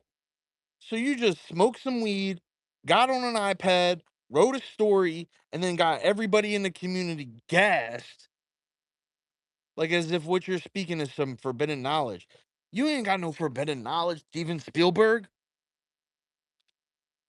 That's my beef with Steven Spielberg. First off, you Well, don't he's write on on the an dark iPad. side. Hold on real quick. One mic on me. My beef with Steven Spielberg is you don't write on an iPad when you write greatness. You write with a pen and a paper. It's that simple. Call me old school, but that's how you write greatness. But as a man in 2026, can One you mic, one write mic, greatness on an iPad? one mic. So, look, man, I'm here to talk about the stories about alien human hybridization programs. I'm here to talk about, you know, the nature of reality. I'm not here to talk about Luis Elizondo until my face turns blue. I'm not here to talk about Steven Spielberg on his iPad. I don't need Marco Rubio to go on Age of Disclosure and tell me I'm not alone in the universe in order for me to figure out who I truly am. I don't need any of that. What I need is to be able to go to UFO Twitter Week and start talking about the real stuff. And I just wasn't getting it that this year. I was not getting it this year. I was getting a whole bunch of he said, she said, you know, let's look at this event and this person. It wasn't even about aliens. It wasn't even about UFOs. It was all about humans. It was all about humans. It's all about humans. And that's truly fascinating to a lot of people. And I think that's really what's going down in this part of the town where people are just like, whatever now. You did it to yourselves. You just did it to yourselves. And as a man, I'm going to be doing the things that are going to enrich my family, going to enrich my life, my community, because what we're talking about is things that, you know, they can only talk about in the skiffs, but we're talking about it on the X spaces because it's the forbidden knowledge. You know, you got all these people coming in here saying that they talked in skiffs and classified this, classified that. Well, why don't you just say what you said there in here? Did you ever ask that question to them? Anybody ask that question? Well, because they can't. Well, then they need to get off the internet. So, if you could have run a space last week, what would you have discussed? I got asked to run a space. And I would talk about accountability. The idea of accountability. You know, everybody's so quick to let these whistleblowers go. What do they say? Oh, uh, all of the crimes that they committed will be pardoned. Right? Isn't that what the government is now saying? The government is saying we're working on protecting the whistleblowers for any crimes that they committed. Correct or incorrect? Pretty sure. Is that right or is that No, wrong? I'm pretty sure Anna Paulina just dropped there was like that thing today talking about immunity. Immunity. Immunity. Now they want to talk about immunity, but 3 years ago, nobody wanted to talk about natural immunity. And once you started to talk about natural immunity, you get censored for having the forbidden knowledge about the COVID-19 death jab that ended up killing millions of people, injuring millions of people. And the news don't even want to cover it. You got Senator Ron Johnson with his bombshell report coming out all about the forbidden knowledge, all about the forbidden information, censored information, all coming out in his report. And the news don't want to touch it. I mean, what's her name? Tulsi Gabbard. God bless her.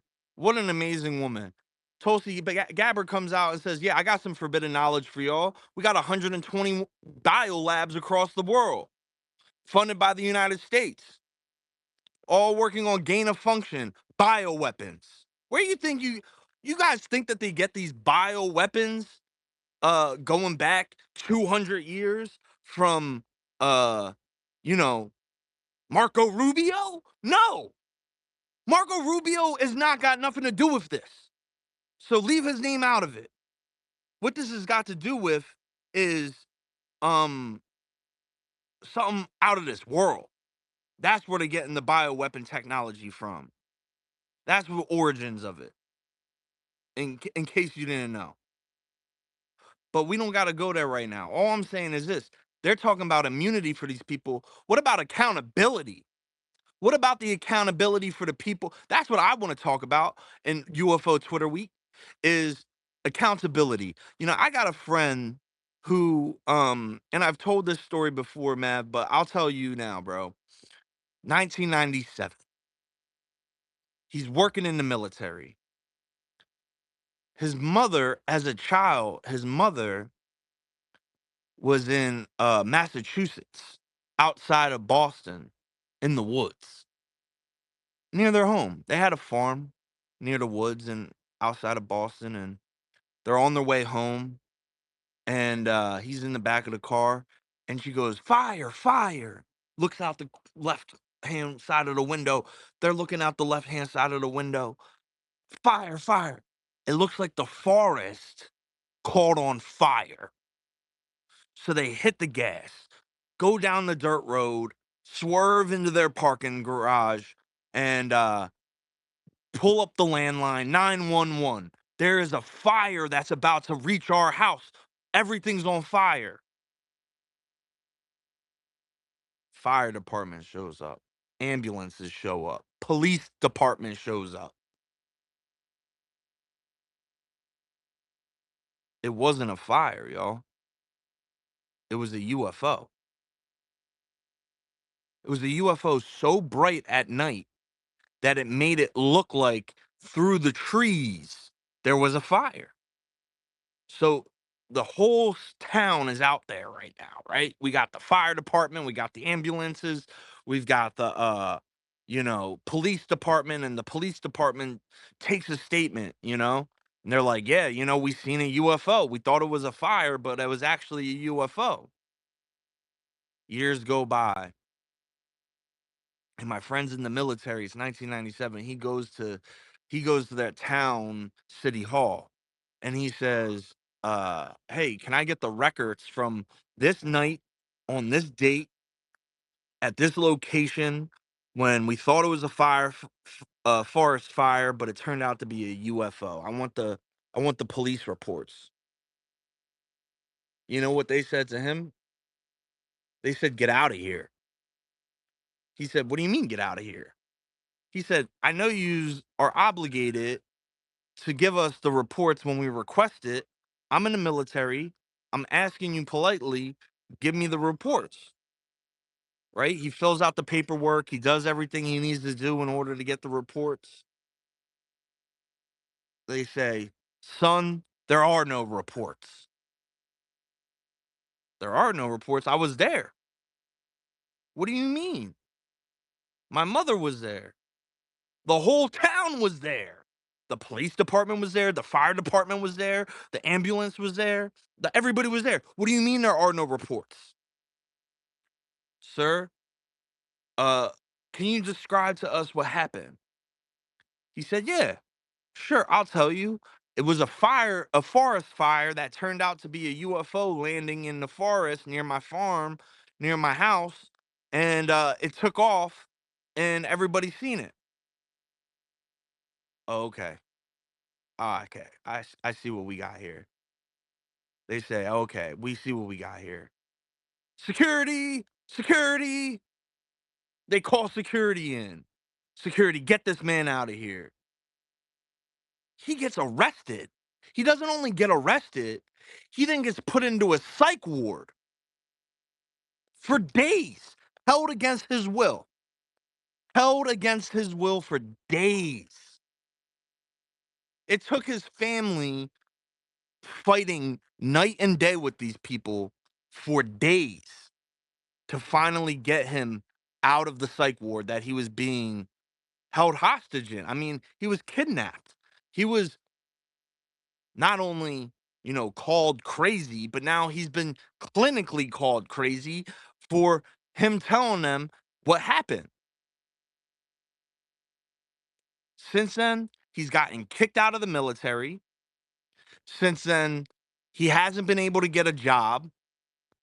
He has to work for his family making wampum jewelry, which is like you basically get like a certain type of seashell or like a rock called wampum, and you shave it down and then like poke holes through it with a drill, and then you gotta like get thread and like thread it through the hole and then make bracelets. And he's selling wampum bracelets since 1997 with his father and collecting an SSRI check. That's only like $1,500 a month. But he hasn't given up. He hasn't given up the fight. He's been pushing for disclosure since then. He's since then met with Hal Puthoff. He since then has met Jacques Vallée, Eric Davis, Avi Loeb. He's in the mix, right? And he's not crazy, because you want to know what? It's since then, in the 2017 article, 20 years later, from 1997, um, does basically the government come out and say, you know what? You guys actually aren't crazy. You were right. The UFOs are real. What the fuck are they going to do for him? You see what I'm saying? And that's just one dude. That's just one random dude. What about all of the families, all of the abductees, going back generations? What's accountability going to look like when we start talking about them? About the human alien hybridization program going back to 1855. 200 years, 175 years. What's accountability look like for the families that have been torn apart? About the people thrown in psych wards? About the people who've been arrested, put under the jail? How about how are we going to help them? Not to mention all of the people who have been doxxed, all of the people who have been harassed online over narrative wars. What about them? I mean, bro, you're talking about immunity, but 3 or 4 years ago, you'd mentioned natural immunity and boom, you got censored because they wanted you all to take the vax with the mRNA modification injectable. It's not even a vaccine. It's not even a real vaccine. It's an injectable. You start talking about immunity back then, boom, you get censored, kicked off the internet. That's why Elon Musk even bought this app. That's why we're even having these conversations and why they even created spaces. Was because of that treachery, that tyranny, and saying, no, I'm going to let truth speak louder than your tyranny. We've covered that in this space numerous times about how many times people were called crazy, um, lives were turned upside down, lost family members, and then all of a sudden they're like, "Yeah, this stuff's all real." Uh, you're right. How is that going to be addressed? Another one, personal experience. Uh, I was a 9/11 responder, in New York. On 9/11, I was told in a briefing at 11 o'clock at night on the Jersey side. I was doing mass decon, 26 years old. There were people from Department of Defense, FBI, CIA, other intelligence agencies that we'd be lucky if we were still alive by Friday from what they had picked up as far as sniffing in lower Manhattan. They said there were detections of radiation, there was anthrax, and there was some type of chemical agent. I tried to get records on that. There is no records of the briefing, which is bullshit because there's records for every briefing. I've never heard anyone discuss it. And another kicker, because I wasn't in lower Manhattan, at certain locations they just drew a magical line. I'm not covered under the 9/11 commission for uh, getting my health checked, checkups, or any compensation for being a responder on 9/11. Zero, nothing, No nothing I can way. do Are you about it because it's serious? a federal law. Then I was sick for about 18 years. I was told I had MS. I was told I had Parkinson's disease. I was told I had fibromyalgia. I was told I had chronic fatigue. I couldn't walk. I was getting lost in my house. I tried to kill myself because I was losing everything because I couldn't work anymore. I had Lyme disease. I had Bartonella. I had Babesia. I had mycoplasma pneumonia from a freaking tick bite. I put in for Social Security. You know what they told me? There ain't no such fucking thing as chronic Lyme disease. I lost fucking everything. And then I only got a small pension after working in as a firefighter for 20 years and also in emergency management for 20. Trained at the CDC and down in Alabama for chemical, biological, nuclear response as a civilian. Terrorism training all over the country and top 5 in the country for my profession and an instructor for FEMA. And I ain't got shit. Got fucked over from 9/11 commission, got fucked over because of Lyme disease, because up until last year, the CDC said there was no such thing as chronic Lyme disease. And I didn't get anything, nothing. And that's one of the reasons why I run these spaces. He responded to Matt, that's really 9/11, fucked up, and man. because he's not from New York, they wouldn't cover some of the shit, which I think is ridiculous as fuck, right? Because it's like, dude went out to go put in the real work for 9/11, and they're like, "Oh yeah, but you're not from New York, so we can't really do nothing." It's like, bro, what the fuck? He showed up. He was there. That's so fucked Yep, up, Matt. I Really. got a proclamation from the governor, and with that and $3, I can get a Dunkin' Donuts coffee. Well, I'm grateful for your sacrifice, man. And fuck the government. I'm sorry. Well, but they lie on everything. It all comes down to the dollar, right? So they didn't want to pay for the biological research for weaponizing ticks. They didn't want to be responsible for paying for those who got sick and exposed to all kinds of shit from 9/11. So they drew a map in Lower Manhattan. They included, I think, the dump in Staten Island, and then they included the temporary morgue. But anybody who was on the Jersey side and wasn't in Lower Manhattan, even though we were still contaminated from all those that were brought over that we did mass decon on, we're not covered because we weren't geographically in Lower Manhattan on 9/11. That is so fucked up, man. That is so fucked up. Mav, It's what just the government, bro. It's just how the government operates. It's when I was I, a 26-year-old kid, I trust them. I don't trust shit now. I don't trust anyone. I got family members who I believe worked in part of these programs. Um, wanted to blow the whistle, afraid to death to do it. Asked him what's going on with the info dumps. He said, "Have fun. They ain't gonna tell you shit. It's gonna be interesting, but they're not gonna tell you anything. You just have fun going through them because there's nothing there." So I mean, yeah, I'm skeptical with anyone that comes up, especially whistleblowers that testify, and then I'm not going to say to one person, not someone that we've had on a regular basis, but to say that I'll take one on the chin to do what's right. Bullshit. Bullshit. Um, that's all I got to say about that. did you First name guys starts with a lip. did you guys already discuss Elizondo in this space? Well, that's what I was talking about. Mav, you're such a good person. I don't even have to try to like waterboard you for information. You have such a good heart. Um, but have you guys discussed Elizondo in the space, the cold heart thing? No. First of all, a lot of people put a lot of sweat equity into UFO Twitter. It could always be better. It could have always been, there's always things we could do to make it great. But there were some highlights, I think. I think Probe probed needs to be recognized. uh I think, I mean, really everybody who put on a space needs to be recognized.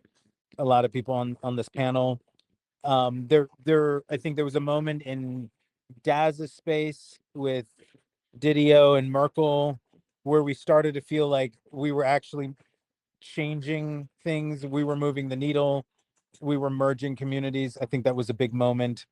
I realized that the most influential thing you can do on UFO Twitter is not make a list, but just talk about making a list, and and not actually get anything uh done or make a decision. Just talk about making a decision and then have somebody take pictures of the group chat to just lie and come up with whatever stupid shit they want to, and that's enough to cause controversy. um I I want to say thank you to everybody here for getting me out of X jail. I know Mav and a bunch of other people here were guiding me. Somebody was holding like an oxygen mask in front of my face so I could breathe, just in case I didn't come back. You know, people were doing meditative techniques on me. Just You're a everything was liar. happening. You're a liar. Rotary, I don't know what you're saying, but let's just assume that I agree with it. Um, but I think it's also a big deal when you realize that a couple people organizing together can make a difference. And sometimes that difference is you notice you're a threat in every single fucking space you host. Phones are, you know, radiating heat. Spaces get crashed. I think it was awesome when Sarah Beth jacked Mav's guess like it was nothing. Maybe she orchestrated it, Mav. Maybe this whole thing was just Sarah with her DEW weapon. She really, she Sarah really Beth, wanted Laura she's Eisenhower in her no space. It's threat like to that's you. my fucking guest. But you did a great job, Sarah, hosting that space with Laura. You clearly have chemistry. So I think, yeah, there's some good highlights. Oh, last thing I learned, you know, and look, I realize I'm on thin ice here. I'm offending people I don't realize I know I'm offending in the future, in the past. Danielle's parents, just fucking everything. Okay. Um, so we can't repeal the 19th Amendment, but for the next debate space, I think I do need to start a men's group chat so I can rig the votes. So at least I have a chance to make it past the first round. So that's what I'm going to be doing. No, Fuck you need to ufology. get a Fuck life. disclosure. I'm only focusing on imaginary lists, men's group chats, and rigging voting moving forward, and threatening to kill people in their homes. We forgot that. If anybody wants me to threaten them, this is how we get attention. And I figured out the magic formula. Yeah, mass distraction. That's the formula. Distract, distract, distract.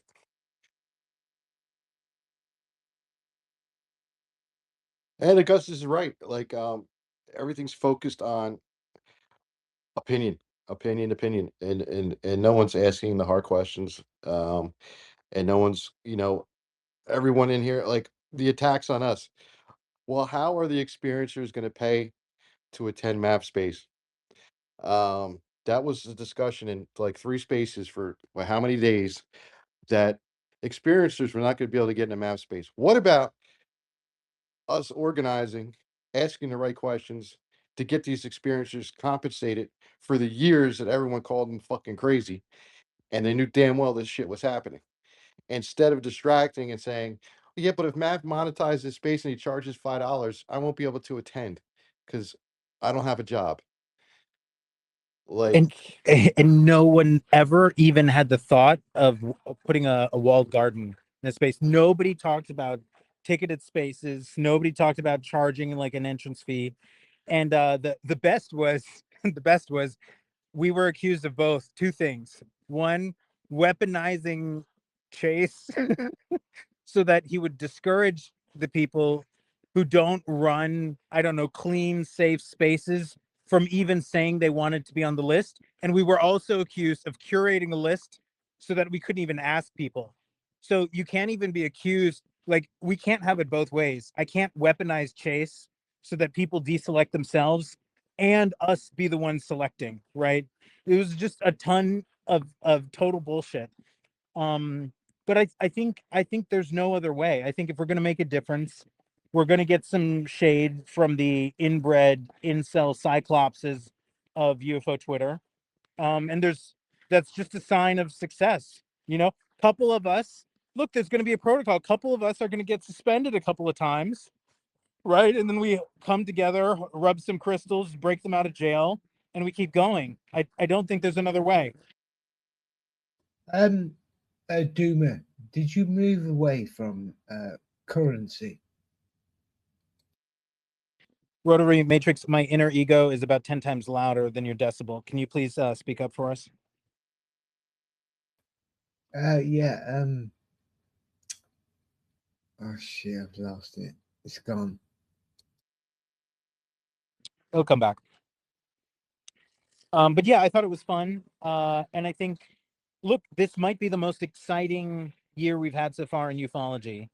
We're getting some sort of confirmation.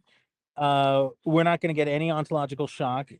We're not going to learn anything new, but we're going to watch the rest of the world have to pull out a chair for us at the Thanksgiving table. And when everybody says we were right, we should rub their faces in it gently but thoroughly. This is our year, and I think we really need to take ownership of it. We really do. And disclosure is going to be up to us. It's going to be our spaces bringing people together. The intel isn't coming from anybody. The government will only give us counter intel and a little bit of we're not alone, and the rest is going to be up to us. So I think it's actually a big deal, especially this year. And I think one thing Augustus got wrong is you guys are disclosure. You guys coming up and telling your stories and what you experienced is the disclosure. Only disclosure we're gonna get. Unless, like Doomer said, it's catastrophic. Like the aliens are like, no, now is the time. All hell's gonna break loose. Bring the freaking doom. And they walk out in front at the White House and be like, "Yep, here we are. They just landed. Uh, move Marine One. We're gonna put our ship right there." And I don't see that coming. So you guys are the disclosure. It's just working together.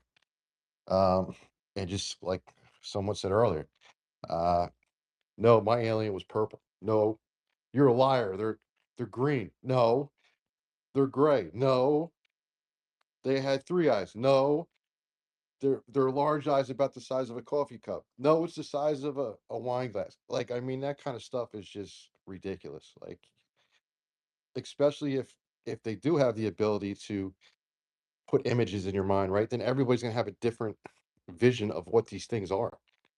If it's more spiritual or something to that effect, you're not going to see the exact same thing.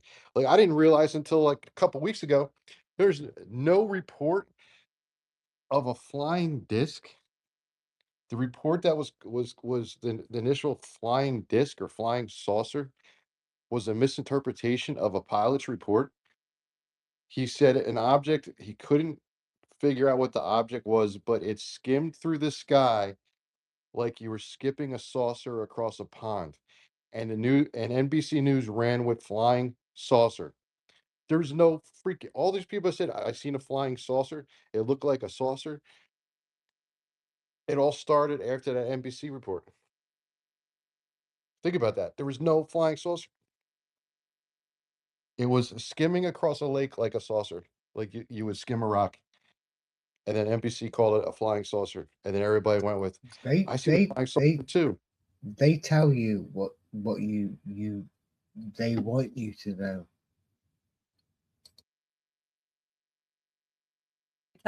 They tell you what they want you to repeat too. Yes, and then the physics tells you, right? If you listen to Jack, our buddy Jack Sarafati, it don't matter what shape it is with their technology. It could be a cube. It could be the shape of a triangle. It could be any shape. It doesn't have to be aerodynamic. So a saucer would make sense because it's aerodynamic, but it does not have to be aerodynamic because it doesn't use the same type of propulsion and things that we normally use in our rockets and things. So a saucer shape would make sense, right? With the technology that we're aware of and the physics we're aware of. But what they're finding now is it could be any freaking shape. It doesn't have to be aerodynamic. It does make sense, but doesn't that ask questions?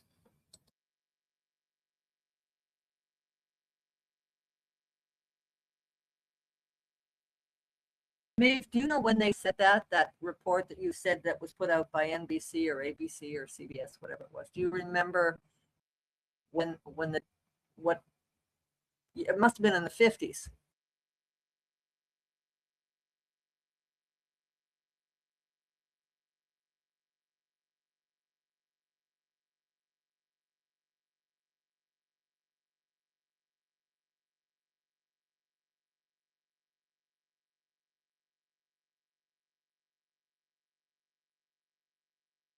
Is it me or did I just lose sound or?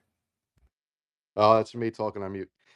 No, it's too. I did a history how they use language to change the narrative. So in the late 40s, early 50s, they were known as Martians.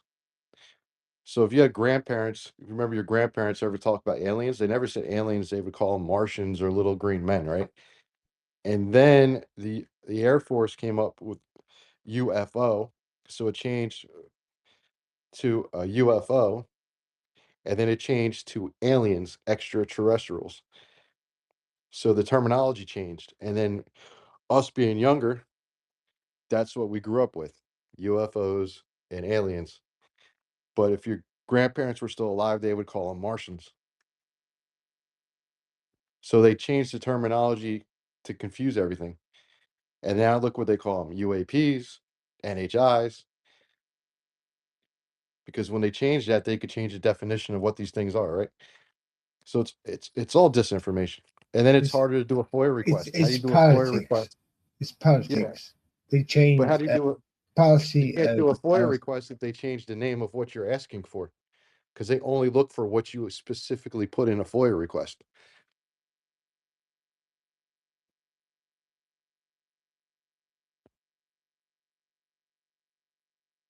But I agree with you, Rotary.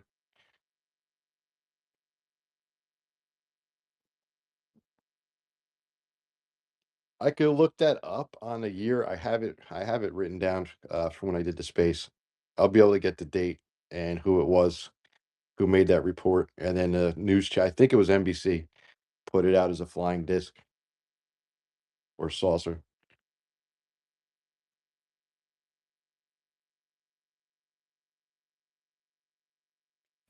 It Thank you. it's our tech. I mean, all this UFO stuff. I mean, it's just crazy. It's our tech. It really is. It's possible. I wouldn't write that off. But then you got to ask yourself, how do we come up with this tech? And then it gets into the whole consciousness thing. Where does thought come from? How do we get ideas? Um,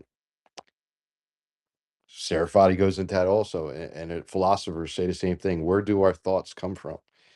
Are they downloads? You know, that's the new thing, download. But are they messages from something else who's telling us how to create these things? How do we go from the Civil War, which was, man, how many years ago? 170 years ago? To riding horses, shooting black powder, to what we have now. And they go from the 20s when you were lucky to take a hot shower to you could take a hot shower anywhere you go. How do we advance so fast, so quick in such a short period of time? Exactly. We can't. We can't do that. So what the hell is going on here? Right? If you think about it, because everybody thinks 150 years, 170 years ago is a long time. You're talking what, two, three generations ago? Our great grandparents didn't have cars, didn't have hot showers, didn't have anything. I mean, I just go back to me growing up as a kid. We didn't have microwaves to the mid 80s. We didn't have digital clocks. It was a flip down. It would flip, or you had the old egg timers. There was nothing digital. I think they're changing time. I think it's getting faster.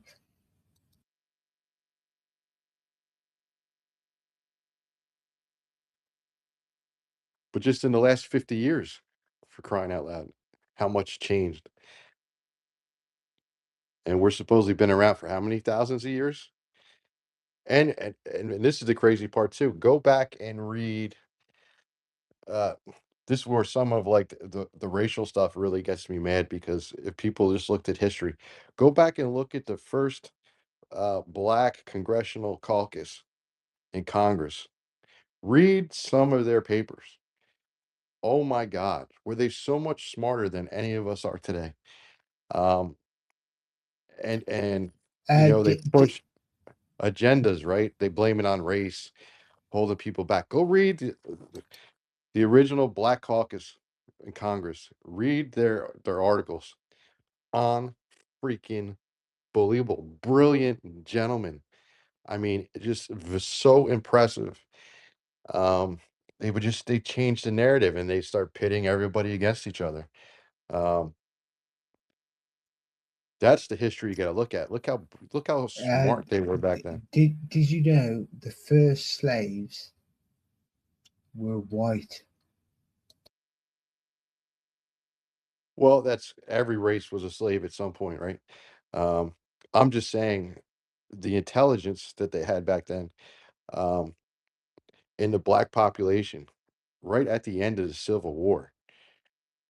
It's not talked about that way. It's talked about they were illiterate, they were slaves, they weren't smart, and they've been uh, kept that way since the Civil War. But go back and read their articles. Incredible, You might brilliant, want to look into smart.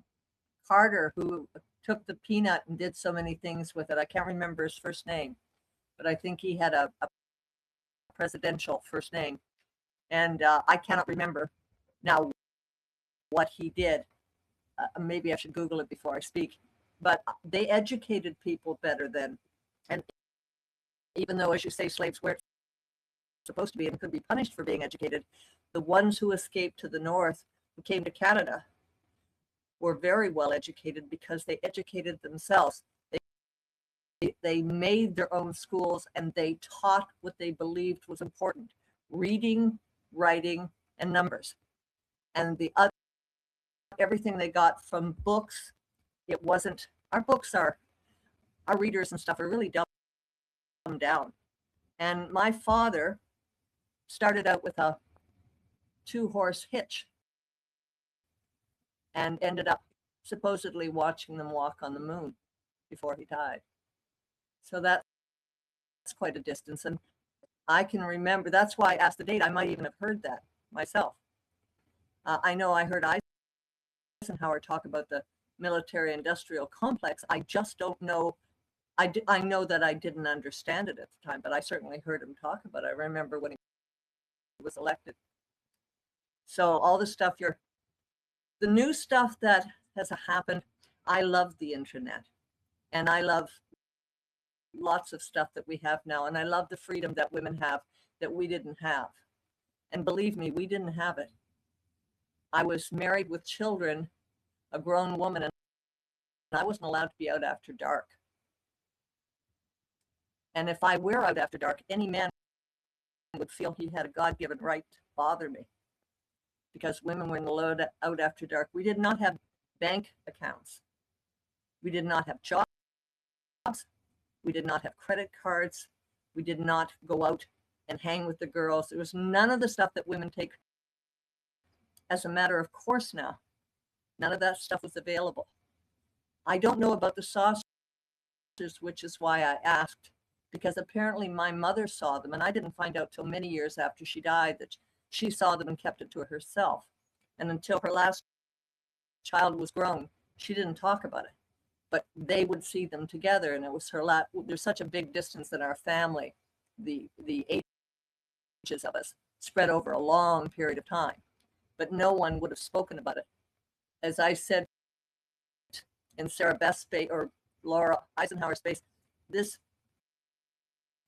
stuff was never spoken about. No matter what you knew, no matter what happened to you, either you couldn't speak about it, or if you did, people would look at you with that emoji with the holy shit look, because that would be too weird.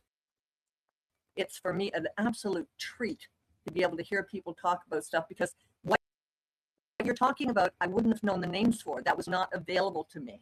Nothing was available. And until I got onto Twitter, all of it was just a YouTube program that I saw. Something here, something there. I'd see it and I'd say, well, maybe that's true, maybe that's not. I only knew that I had an open mind about it because of what happened to myself, and because, strangely enough, my mother had the most open mind of anyone. And she'd say, well, it might be true. Yeah, well, it might be true. She took Roswell, which was my first experience with it, and she went, that sounds like something that would happen. She was probably trying to speak about it and couldn't. But I know this. Something happened when my father died that was so strange to everyone except me. He was not a nice man, and that doesn't matter. I think you can all guess what not a nice man means. And he was afraid of dying. And I stayed with him until he died, and I talked to him, and I said all the things I'd always wanted to say all my life. I held his hand. He was in a coma, so I felt I was safe. And I told him what I thought of what he'd done and how he'd been with all of us and how he treated us females. And then I told him it was okay, because he'd be all right. I'm not religious. He was. He thought if he went to church and went to confession, it was all okay. But when it neared the end, he wasn't so sure of himself anymore. So I helped him go. And I felt good about that. And when I finally finished saying it, and he'd been in a coma for like 10 hours, and I'd been with him, holding his hand and talking to him and singing to him. When I said, Daddy, I love you, he squeezed my hand. Now, my father was a farmer. And as I said, he started out with a 2-horse hitch when he was 8 years old because his father was a drunk. And he had to do this.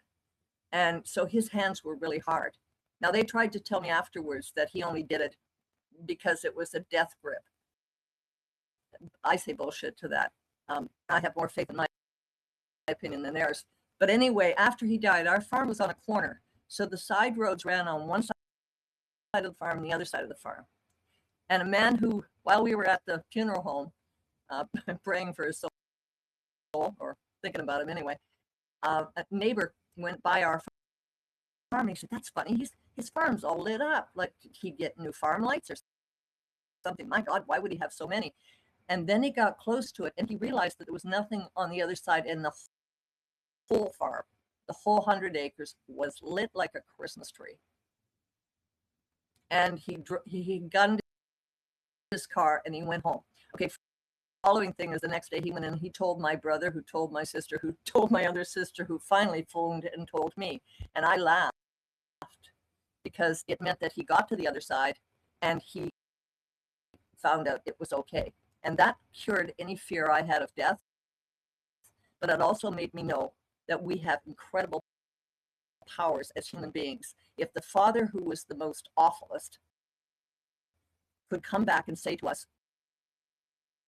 by lighting up the farm, it's okay, then there's got to be something bigger and more. So that when these things started to come out, I just remembered, if he can do that, if I can bend spoons, if I can walk on fire, if I can bilocate, if I can apport, even though I had no training, no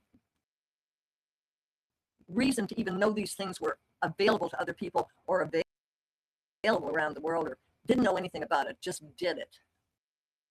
That there's got to be more and bigger. So when they start talking about aliens, I kind of figure, are they really aliens? I think the idea of they come from the future back to the past, that doesn't disturb me either. One step beyond was the program I watched as religiously as most people go to church. And I never really questioned it. I know I'm rambling again, but I'm just trying to say it's not aliens. They none of lie this to really us surprises daily. me, and none of this really scares me. The thing that bothers me the most about it is that our human being governments are willing to do the things that they will do to children in the tunnels and all the words we're not supposed to say and all the things that they do with us. That's the part that really bothers me. Not the aliens, Yeah, whether they're that's green, gray, disgusting. two-eyed, That three-headed. is I terrible. don't care. If they have that kind of power, they can crush us at any moment. So let them frickin' well do it. But it's the people on my planet that scare me, not them. Thank you. No, thank you, and that's so true.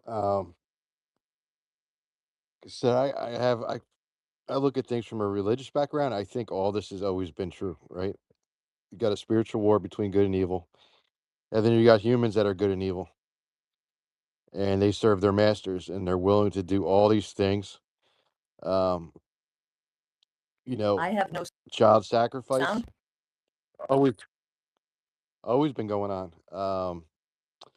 Slavery and uh, trading of people for whatever reasons been going on throughout history.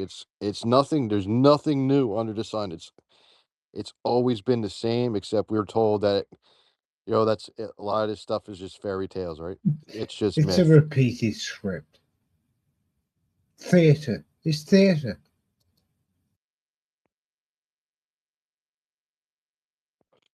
True. I agree. I think it's just been called different things throughout thousands of years, and now we think we're so much smarter because of science,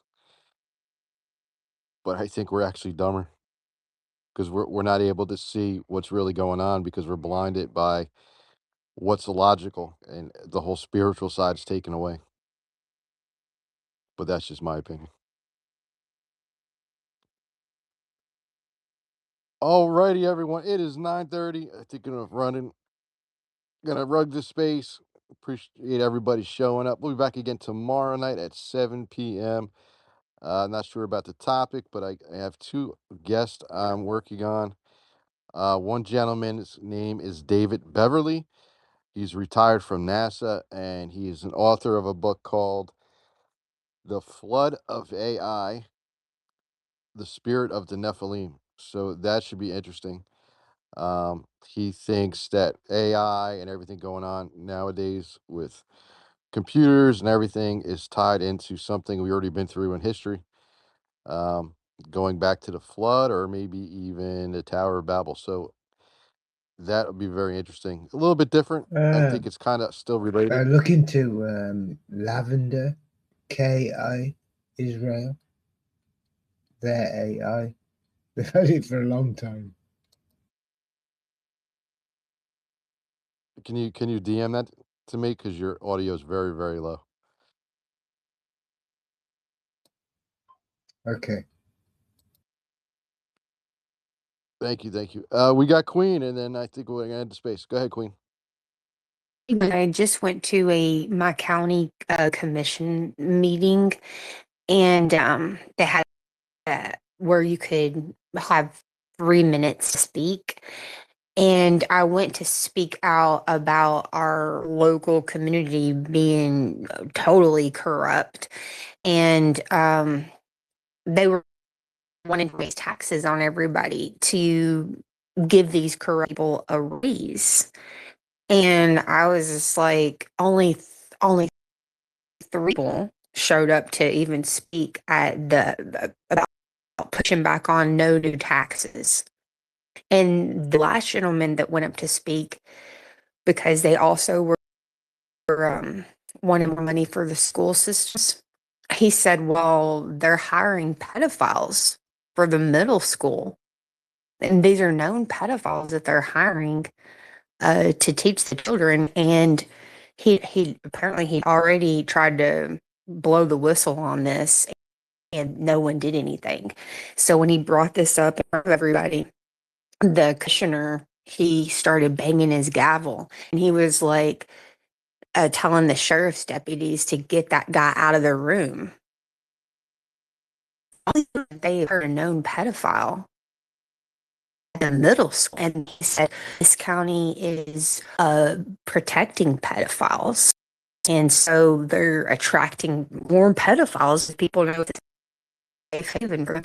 and threw it out of the meeting. And I started talking to the guy, and I was like, we have the right to air our grievances. So then there was another opportunity to speak about on the AI data centers. I was the only person in my county. And there's a lot of people that live here. It's right beside Nashville. It's the adjacent county to Nashville. I was the only person in the county to publish push back on that AI data centers, guys. I told them because I was exposing the corrupt sheriff's department for covering up sex abuse and stalking. And I said, these people how to make crime against people, cover it up, and then punish the people, the victims, for complaining about crimes being. So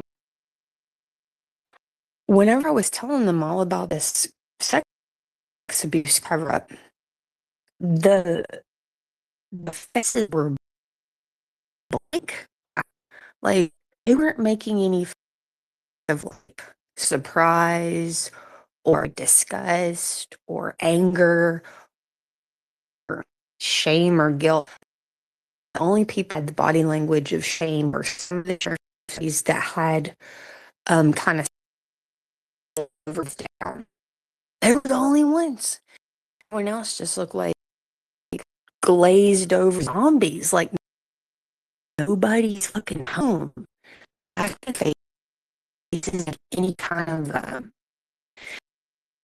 you know when they say read the room, especially if you've got people in front of you, your questions, and telling them this horrible shit that the other people in the community's been doing to me, and they had no remorse, guilt, anger, frustration. I mean, literally, there was no emotion on any of these people's faces. It was the craziest shit I ever seen.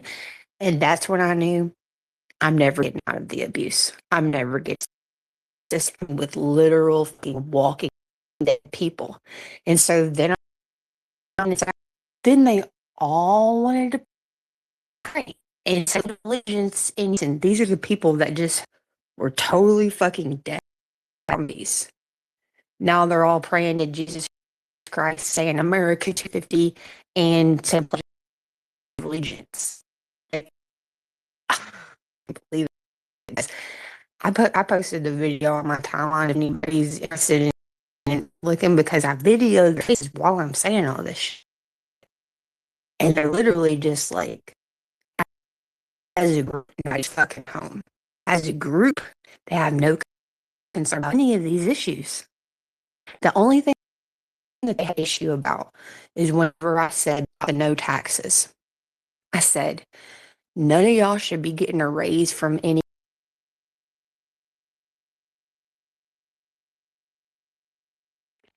All right, looks like she was rugging out, and she did rug. Yeah, it's very disturbing, Queen. I'm glad you stood up for your community. All right, everybody, thank you for joining us here tonight. We'll be back again tomorrow night at 7 p.m. Big shout out to my co-host Guy and Goose for jumping up. I tried to bring you over Pop, but just wasn't working. But everybody, thank you for joining us tonight. Thanks for the feedback on UFO Twitter Week.